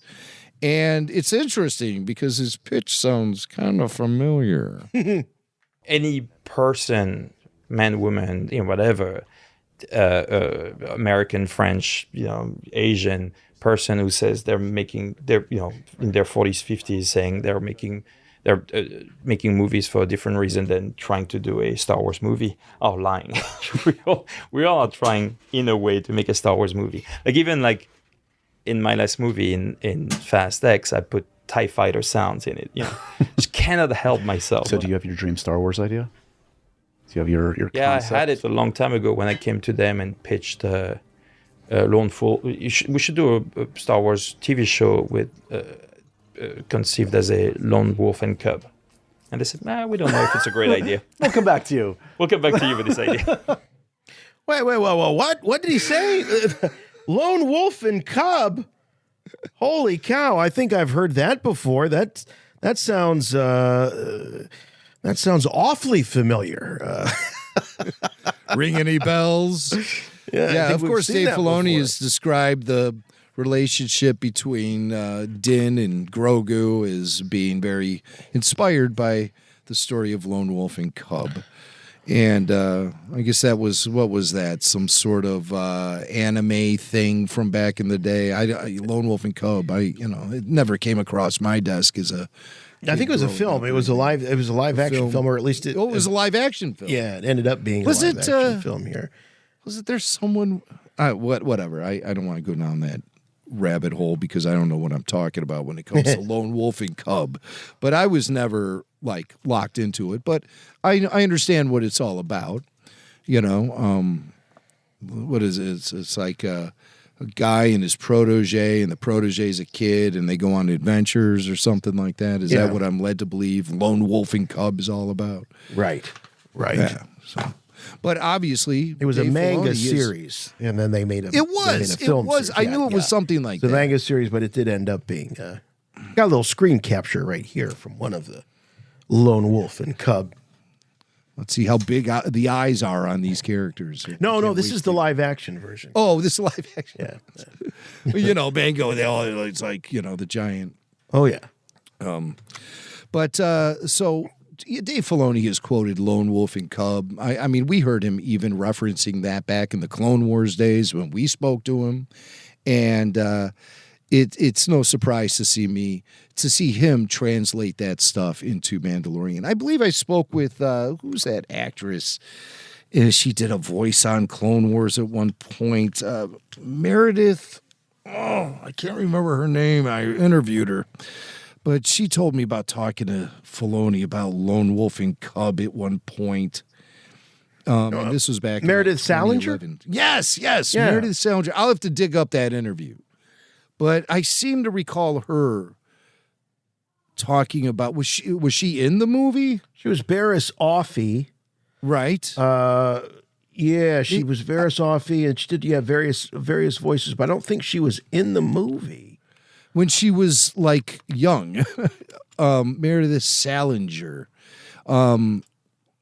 This is going down another rabbit hole, but maybe I'm confusing it with some other thing she was in. She was married to Patton Oswalt, which is something I never knew. I didn't know that either. Is this the Journey of Natty Gann? Is that what I'm thinking of? That might be sort of a lone wolf and cub story. Yes, sort of that story. might. Yes, it's that kind of story. Well, Leon, the Professional with Natalie Portman from all those years, that was sort of a lone wolf and cub sort of story where you've got the guy that is, maybe a little rough around the edges. He's a warrior. He's maybe an anti-hero, and all of a sudden he gets saddled with a child, and of course it creates a real struggle. I've got to live this life that's provided me with whatever living that I've been able to scrap together, and I also have to be now a role model and influence on a child. So yeah, it's that plot line. So it's not unique to Lone Wolf and Cub, but yeah, it's a Disney film. And it's based in Chicago. And here's where Filoni gets interested in Natty Gann. Okay. Along the way, she saves a wolf dog from a dog fighting ring. In return, the dog, whom she calls Wolf, becomes her friend and protector in her attempt to return to her father. So, yeah. You're in that movie about the wolf. Remember Wolf Dog? Oh, it's the wolf. Wolf pack. You want to be in I the like wolf wolves. pack. I love wolves. Wolves are great. So Natty Gann. There you go. Mystery solved. That's a rabbit hole. That's a rabbit hole, gang. But yes, so there's no denying though that sure, he may have pitched this idea about a lone wolf and cub thing, but Lewis goes on to talk about it a little bit more, and he sort of elaborates on what he was thinking as far as his idea of this pitch goes, and what sort of characters from Star Wars would have populated his lone wolf and cub story. And what kind of characters were it? Was it a Mandalorian? Was it like a? It was not Mandalorian. It was two things. I wanted to do the missing part between basically before New Hope, where Obi-Wan takes Luke, and then I wanted to do that, but also was very interested in the Boba Fett movie or TV show. Then that's okay. I did also. Okay. I did other things. But that must have been a moment when you saw the announcement, like, wait. But when it's all good. It's all good. Yeah. Whatever. It's all part of the thing. And frankly, I had this idea because it was like a low-hanging fruit. I think it was like so obvious, and so the characters are so iconic, and didn't go the way I wanted. Yeah, so Lewis wasn't the first guy to think about doing something to fill in the gap of a young Luke Skywalker as he's on Tatooine being watched over by Obi-Wan Kenobi. But it is interesting that his two ideas, the lone wolf and cub concept, and then something about a young Luke Skywalker, it ended up happening, But that's what happens when you play with other people's IP. They can take your ideas and give them to somebody else because they own the characters. Well, he mentioned that lone wolf and cub in relation to, I guess he had concocted some story about Obi-Wan and Luke, young Luke, prior to the events of A New Hope. Because Luke obviously does know who Ben Kenobi is at the start of A New Hope. Right. He obviously knows who they know each other. So, right. So that's what he's the old Lewis hermit. Lives out there beyond the Dune Sea. So obviously Lewis was attracted to that, but he also said Boba Fett was on his mind too. So when the Lone Wolf and Cub show does appear, and it's not Boba Fett, but just the Mandalorian, I bet Lewis was just like, hey, what the hell, Right. What the hell? What you the just hell? changed the name. I mean, he's wearing the same crap.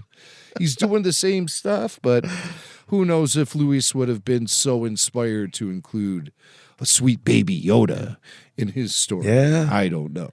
Yeah. It's hard to say, but anyway, so there you go. Lewis joining the ranks of guys like Guillermo del Toro with their could have been, should have been, might have been Star Wars projects.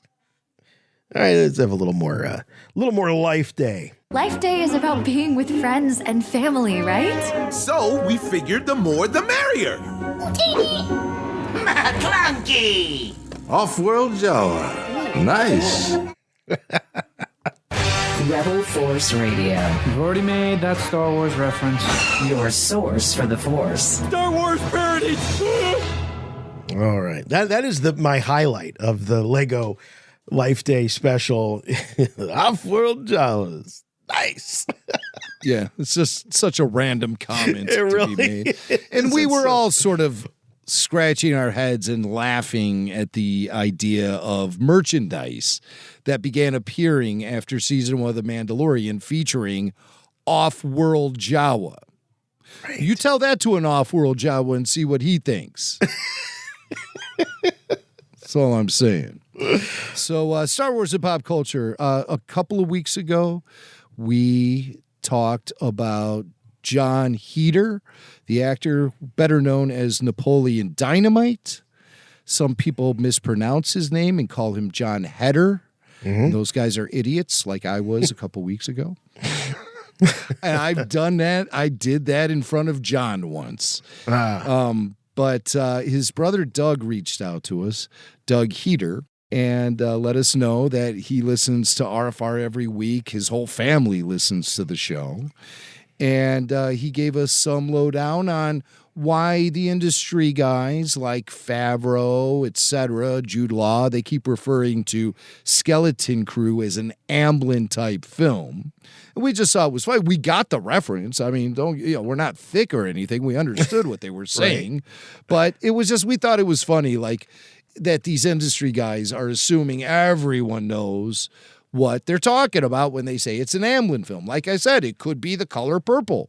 It could be Always. It could be Lincoln. It could be Schindler's List. Amblin wasn't just about making cool movies about young people, even in the 80s. But that's what they're best known for. So we roll with it. That's fine. And I appreciated the insight Doug gave us when he told us about pitches that he and his brother, John Heder, were involved in Hollywood back in the day. And the funny thing is, somebody sent me this clip. I'm sorry, I don't know who sent it to me, but it's a film called Funny Thing About Love featuring John Heder, Napoleon Dynamite. Yeah, John acts elsewhere outside of Napoleon. He actually has a really good career. And this is a funny clip from the film with John remembering a time when he wasn't sure he could go through with his wedding because he and his fiancée had different opinions about Star Wars. So, of course, these are things to consider. If you're going to spend the rest of your life with someone, you might want to make sure you're on the same page when it comes to the wars. And here he is talking about that struggle he was going through from the film Funny Thing About Love. Back when Annie and I were dating, we came to a crossroads in our relationship. We were this close to parting ways. What happened? Well, as you may know, I'm a huge fan of the original Star Wars saga. But Annie likes the prequels better. That's right. Ouch. Yeah, seriously, I know. So naturally, I had to wonder, could I be with someone who thinks so differently from me than on something so important? Yeah. What'd you end up doing? Well, in the end, I looked at her, thought to myself, man, she's smoking hot, super smart, and for some odd reason into me. So I didn't want to screw that up, so I proposed to her the next day. Rest is history. Plus, we both equally hate the new films. There's a sequel slam. Oh, there you go.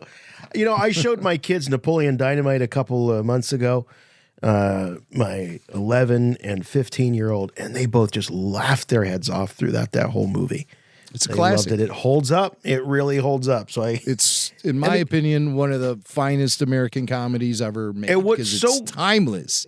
And what's so great about it is there's nothing dirty in it. You can Yes.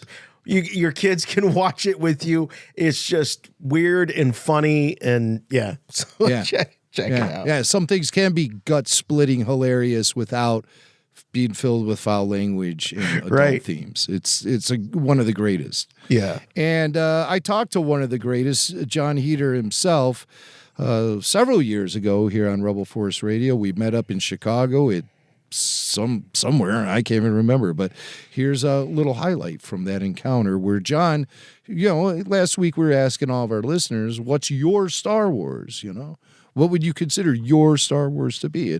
And John shares with me what his Star Wars is all about.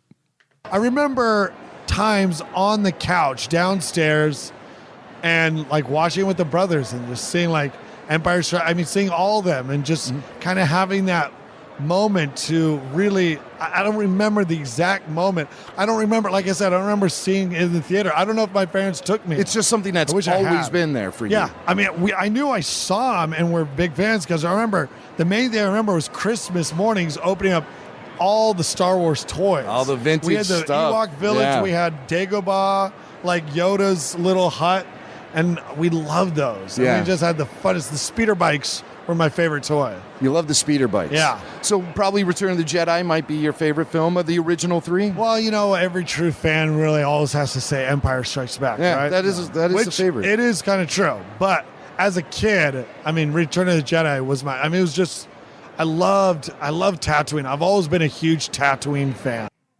Yeah, I think John is probably a little bit more close to my age where that Return of the Jedi was the first theatrical experience. So you've got that sentimentality, but then you realize, as much as you love Jedi because it was it imprinted on you, and you see Empire Strikes Back, and as you get older and you go, okay, it is the superior film, but it isn't that first memory that I have. The first memory means everything. Yeah. Everything. That imprint that Star Wars smacks you upside your head with. And it can happen any generation, any iteration of Star Wars. It all has that potential to have that impact on you. Yes, even the sequels. If I remember right, Jim, your first scene was the oil bath, right? Didn't you got there late. You got to your first screening late, but it was the Wonder Bread trading card, I think, that you saw that was sort of Tusken Raider. Yeah. Yeah. It was your first Tusken Raider. I said, get me to this movie. I need to see more of this. It was a Tusken Raider. I couldn't Dad believe it. takes you, and you end up in the oil bath scene because you got there. I ended up in the oil bath, me and my dad.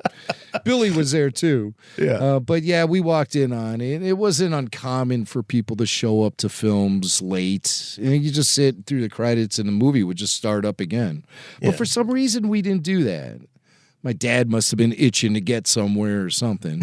So it was several months later when I actually did finally see the complete film. And I was catching clips on TV. Like, oh, geez, R2 got shot by the Jawas? I don't remember that. What?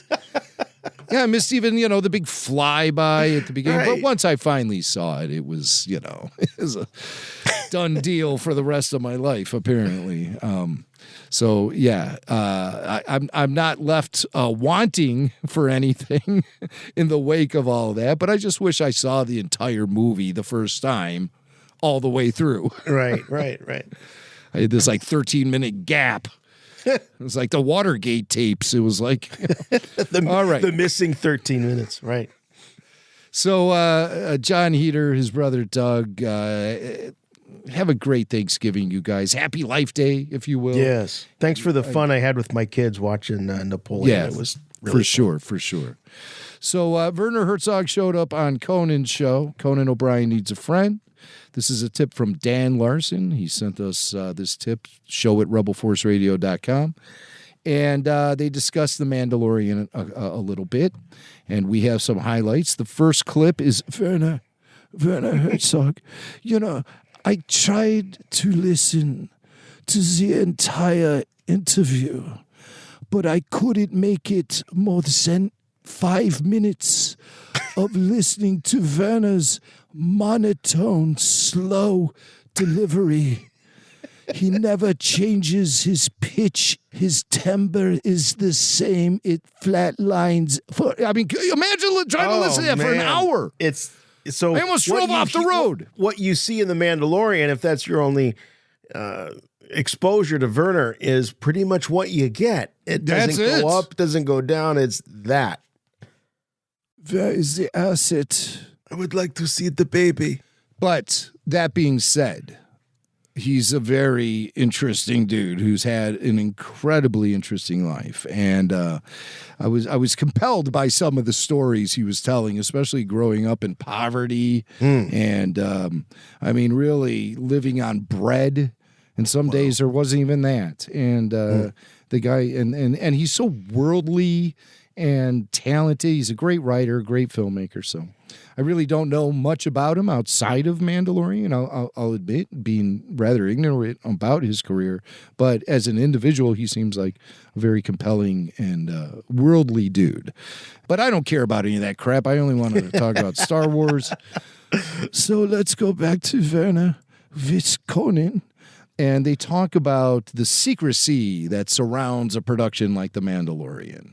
Secrecy went so far that I had to sign a contract for a film, Huckleberry Finn, not Mandalorian.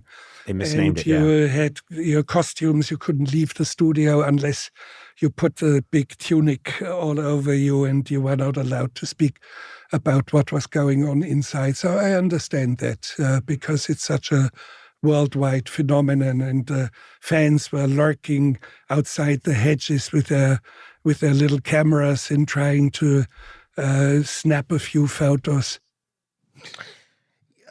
I'm sure some of them are actually listening to this podcast right now. Yeah. Who are you? It's been so many years since that first season. So much has happened. It's so much more has happened than there were years. But I can't remember like how he ended up, because he is such a legend. He's a legendary filmmaker. Yeah. And for him to just show up in this one season role as the client, he doesn't even have a name. I don't think they've ever given him a name. He's just the client. And we really never know what his connection is totally to the Empire or to Moff Gideon. We just know he was this. I thought he came off more of like a warlord than an actual Imperial officer. Same. So if he had lived, which we know he didn't make it out of season 1, but if he had lived, he probably would have been part of that Shadow Council meeting that Moff Gideon had at the end of season 3 with the holograms. He probably was a member of those ranks. Yeah. Imperial warlord working in conjunction with Moff Gideon. Clearly, he was working with Moff Gideon. Sure. Yeah, but we just don't know anything about him. Maybe someday there'll be a novel or a comic book or some encyclopedia that will reveal information about the client. But Werner, like you said, he just popped up in the show, and it's like, well, that's kind of odd. So he does talk about how that came to fruition. Jon Favreau, who is a mastermind behind all this, he invited me. I was always invited. I never competed for any part. I never was in any audition. And he apparently loves my films and loves my writings. And he wanted to make me as a person visible for a larger audience in the world. So okay, that's cool. So Favreau's a big fan of his writing, his film, and he goes, you know what? There's not a bigger platform on the planet than Star Wars. So I like you so much. I want other people to discover you, figure out who you are. So it's the gateway. It's the gateway to discover more about Werner. And he is a magnetic character. He's fascinating on screen. He's unlike any other Star Wars character we've seen or Star Wars villain that we've seen. So, and I'm kind of glad that I wasn't steeped in Werner lore or history, because that character, for some people, it may have come across as almost stunt casting in a way, I mean, because for real Werner Herzog aficionados, it would have been weird that soon into The Mandalorian, and for that character to be played by somebody that was like, what if they cast Steven Spielberg in the role? That'd be weird, right? Well, Steven was in Blues Brothers at the very end. He was the clerk at the Cook County Assessor's Office. You will be happy to know, by the way, and I haven't watched it yet, but I did get the big, beautiful 4K release of the Blues Brothers film. Ooh. And it's added to my collection. Oh. And I haven't watched it since the 80s. So I can't wait to do a big rewatch of Blues Brothers. Yes. Me and Baby Belushi will be there Christmas Day to watch with you. Yeah, please do. Well, that would be a Christmas to remember. I'll tell you that. No, you won't remember any of that if it's me and Baby Belushi coming to town. Christmas to not remember. It'll be a lost Christmas is what it would be. But so that's great to hear from Werner Herzog. Of course, he did make his mark, on maybe more of a mainstream audience. He did voice work on The Simpsons and on Rick and Morty, and that really sort of put him in the eye of an audience also outside of The Mandalorian that might not have ever heard of him before. But The Mandalorian, yeah, that put him on a lot of people's radar. So that's great to hear from him. We have a couple more entries here in Star Wars and pop culture. Here's a film called Sideways from 2004. Completely forgot about this movie and how much I enjoyed it. I loved it. Oh. Introduced me to, I shouldn't say it introduced me to Paul Giamatti because, of course, Private Parts introduced me to Paul Giamatti. Right, as right. Pig Vomit. Right. But it showed me the range and that Paul Giamatti was really going to be a Dustin Hoffman-like character actor. And I love everything with Paul Giamatti in it. Oh, well, great. Well, you'll certainly love this clip because it's from that film and it includes a Star Wars reference. And we received the tip about this from Jonathan in North Carolina. So let's jump into Sideways and their Star Wars reference. Do not drink too much. Do you hear me? I don't want you passing out or going to the dark side. No going to the dark side. Okay. Dark Side. Yeah. Is Dark Side specifically a Star Wars reference? I say it is. It absolutely is. But has talked it about the dark side?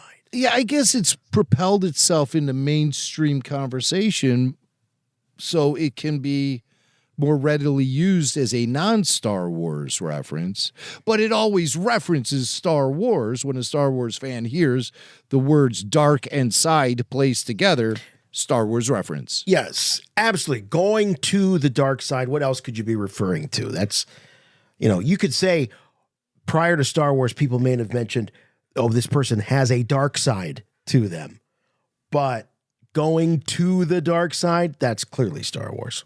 Well, and, Pink Floyd famously sung about the dark side of the moon. So there is pop culture references to the dark side prior to Star Wars. And in science, too, NASA. Right, dark side of the moon, right. But I think in this context, they're talking about drinking wine and they're talking about, going to the dark side. We don't want to see that. Right, they're talking specifically about a personality trait. Yes. And not an environmental lack of starlight or sunshine. So, Sideways, check it out this weekend when your Life Day celebrations wind down. Yeah, it's a great movie. Here's one of my all-time favorites. Eric sent it in. Not necessarily Eric from Phoenix, just Eric. But this is one of the all-time classics. And I have to explain something to you about this clip before I even start describing it. The concept of Star Wars and pop culture started with me probably around the early 90s. As a radio producer, I would review a lot of videotape. We would roll VCRs all day on the cable news networks, on the big networks like Fox, ABC, NBC, CBS. We would capture all their entertainment programming, all their news programming, everything. And I would be going through these clips looking for sound bites for radio. But I figured, well, I'll kill two birds with one stone. I'll start collecting Star Wars stuff along the way. And I had this folder on a computer called Star Wars and Pop Culture. First, it was a cassette tape, then it became a DAT tape, then it became a mini disc, and then I burned the stuff onto a CDR, and then finally I moved into the digital era and started collecting these as audio files. But back in the day, I used to collect audio in an analog format because that was the only way to do it. And so it started with a cassette tape called Star Wars and Pop Culture, and it evolved through all of those different audio medias, and then it became a folder on a computer hard drive where I would drop MP3s into. And it would just be stuff I would pick up from reviewing all those videotapes. Keep in mind, this is the era of the prequels. So there was a lot of news coverage about Star Wars. And I took it upon myself to save both the primarily, the video, but I would pull audio clips. And I had a folder, Star Wars and Pop Culture, and this is one of the original clips in that folder. It comes from the X-Files Season 4, mid-90s. I don't know exactly the year. But Eric writes, been watching a lot of X-Files lately. I took this clip from Season 4, Episode 20, Small Potatoes. Mulder and Scully are questioning a woman about the father of her child. When you were admitted, you said that the baby's father was from another planet. What did you mean by that exactly? We know that he's not from this planet. Were you abducted? Huh? No. He dropped by my apartment one day and one thing sort of led to another. But the baby's father is an alien. No, I didn't say he was an alien. I said he was from another planet. His name is Luke Skywalker. He's what's known as a Jedi Knight.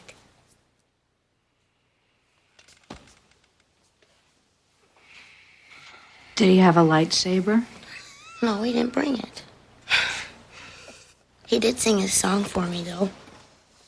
Dun, dun, dun, dun, dun, dun, dun, dun, dun, dun, dun, dun, dun, dun, dun, dun, dun. How many times have you seen Star Wars, Amanda? 368. I should break 400 by Memorial Day.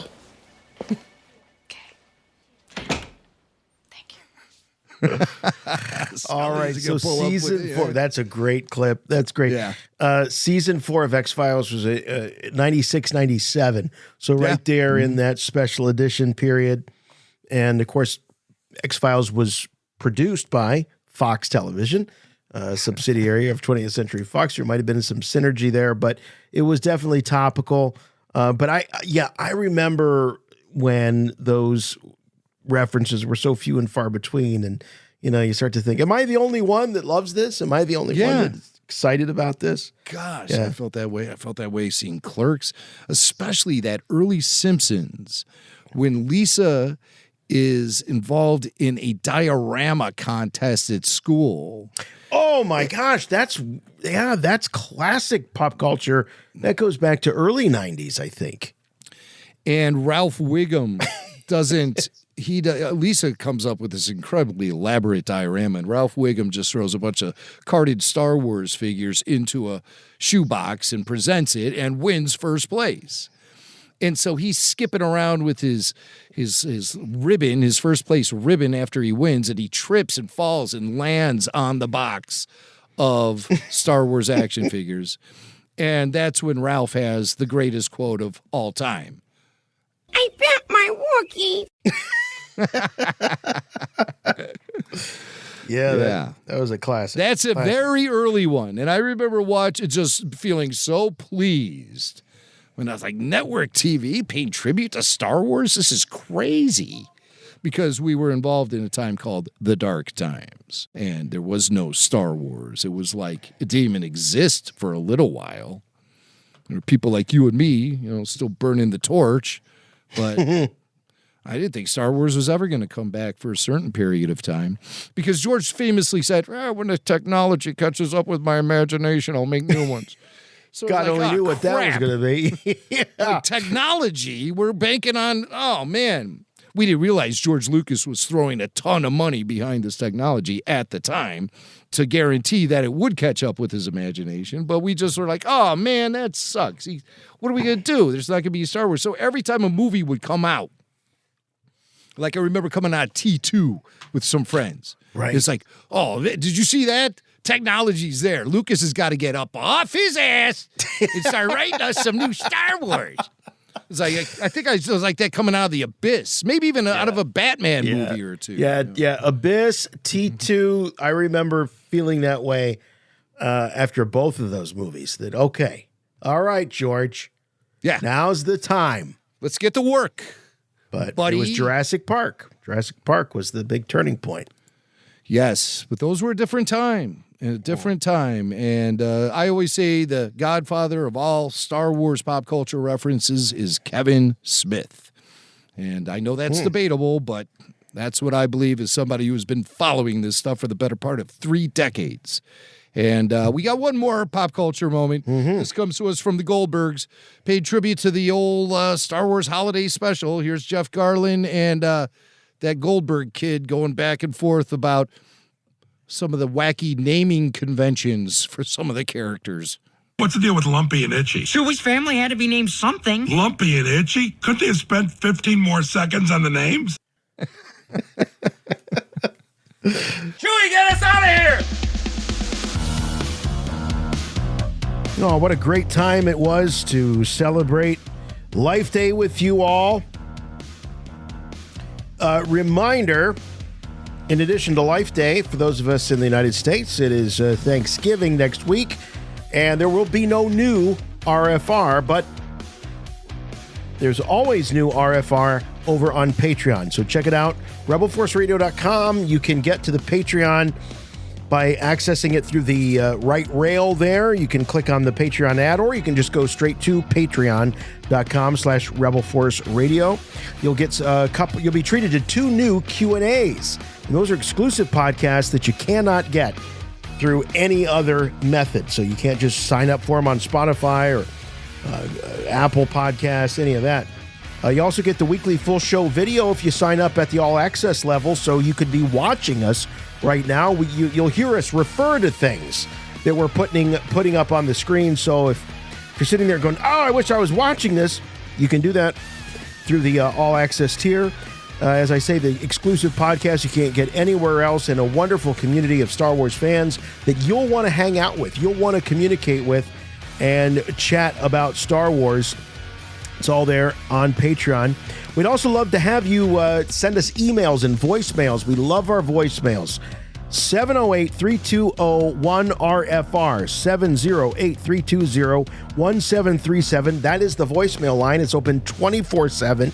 You can always leave us a voicemail. If you'd rather just record an audio memo or send us a voicemail, the email address, show@rebelforceradio.com, show@rebelforceradio.com. We are on all the socials. We're on Facebook. We are on Instagram. We're also on Space. What is it? Spaces? What the hell is it? Not Spaces. Whatever that other one is. Oh, wait, I have a list. Jimmy Mac's got the list. This is where he posts all the shows. Threads. What did I say? Spaces. And who knows? Mac and I get together this weekend. We might be able to get back on the X/Twitter. But the website for all things and everything Rebel Force Radio is rebelforceradio.com. If you really want to help us out, the best thing to do is to continue doing what you're doing right now, which is listening to this very podcast and spreading the word, telling your friends at school, at the day job, in the neighborhood, at the bar, wherever you are. Your parole officer. Your parole officer, right. If you're Kevin Lyle, you're a parole officer. All you got to do is just tell them about Rebel Force Radio. Say, I know you're a Star Wars fan. Have you heard about this podcast? Check it out. And if you can subscribe to the podcast, we'd love to have that. If you're an Apple user or Google Play, whatever it is, Spotify, Stitcher, SoundCloud, subscribe to the podcast. And if you can leave a review, that's even better. We just have one simple rule on all our reviews, please. Make them good. So please subscribe if you can. Leave us a review.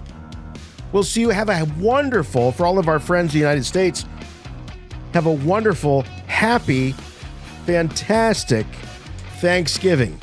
Get together with the ones you love. Hug them. Be with them. Put all the BS aside. I don't care if they don't like the sequels or if they don't like the prequels. Yeah, we're talking about the serious stuff here. The serious stuff. Right. And I haven't checked the local listings, but there's usually some network on cable running Star Wars films throughout the holiday season. So check it out. You might find yourself involved in a marathon. Yeah, you can always have your own marathon on Disney Plus. So enjoy it. Love Star Wars. Love your family. Hang out. Have a great time. Have a great holiday. We'll see you next time here on Rebel Force Radio. For RFR, I'm Jason. I'm Jimmy Mack. And remember, the Force will be with you, always.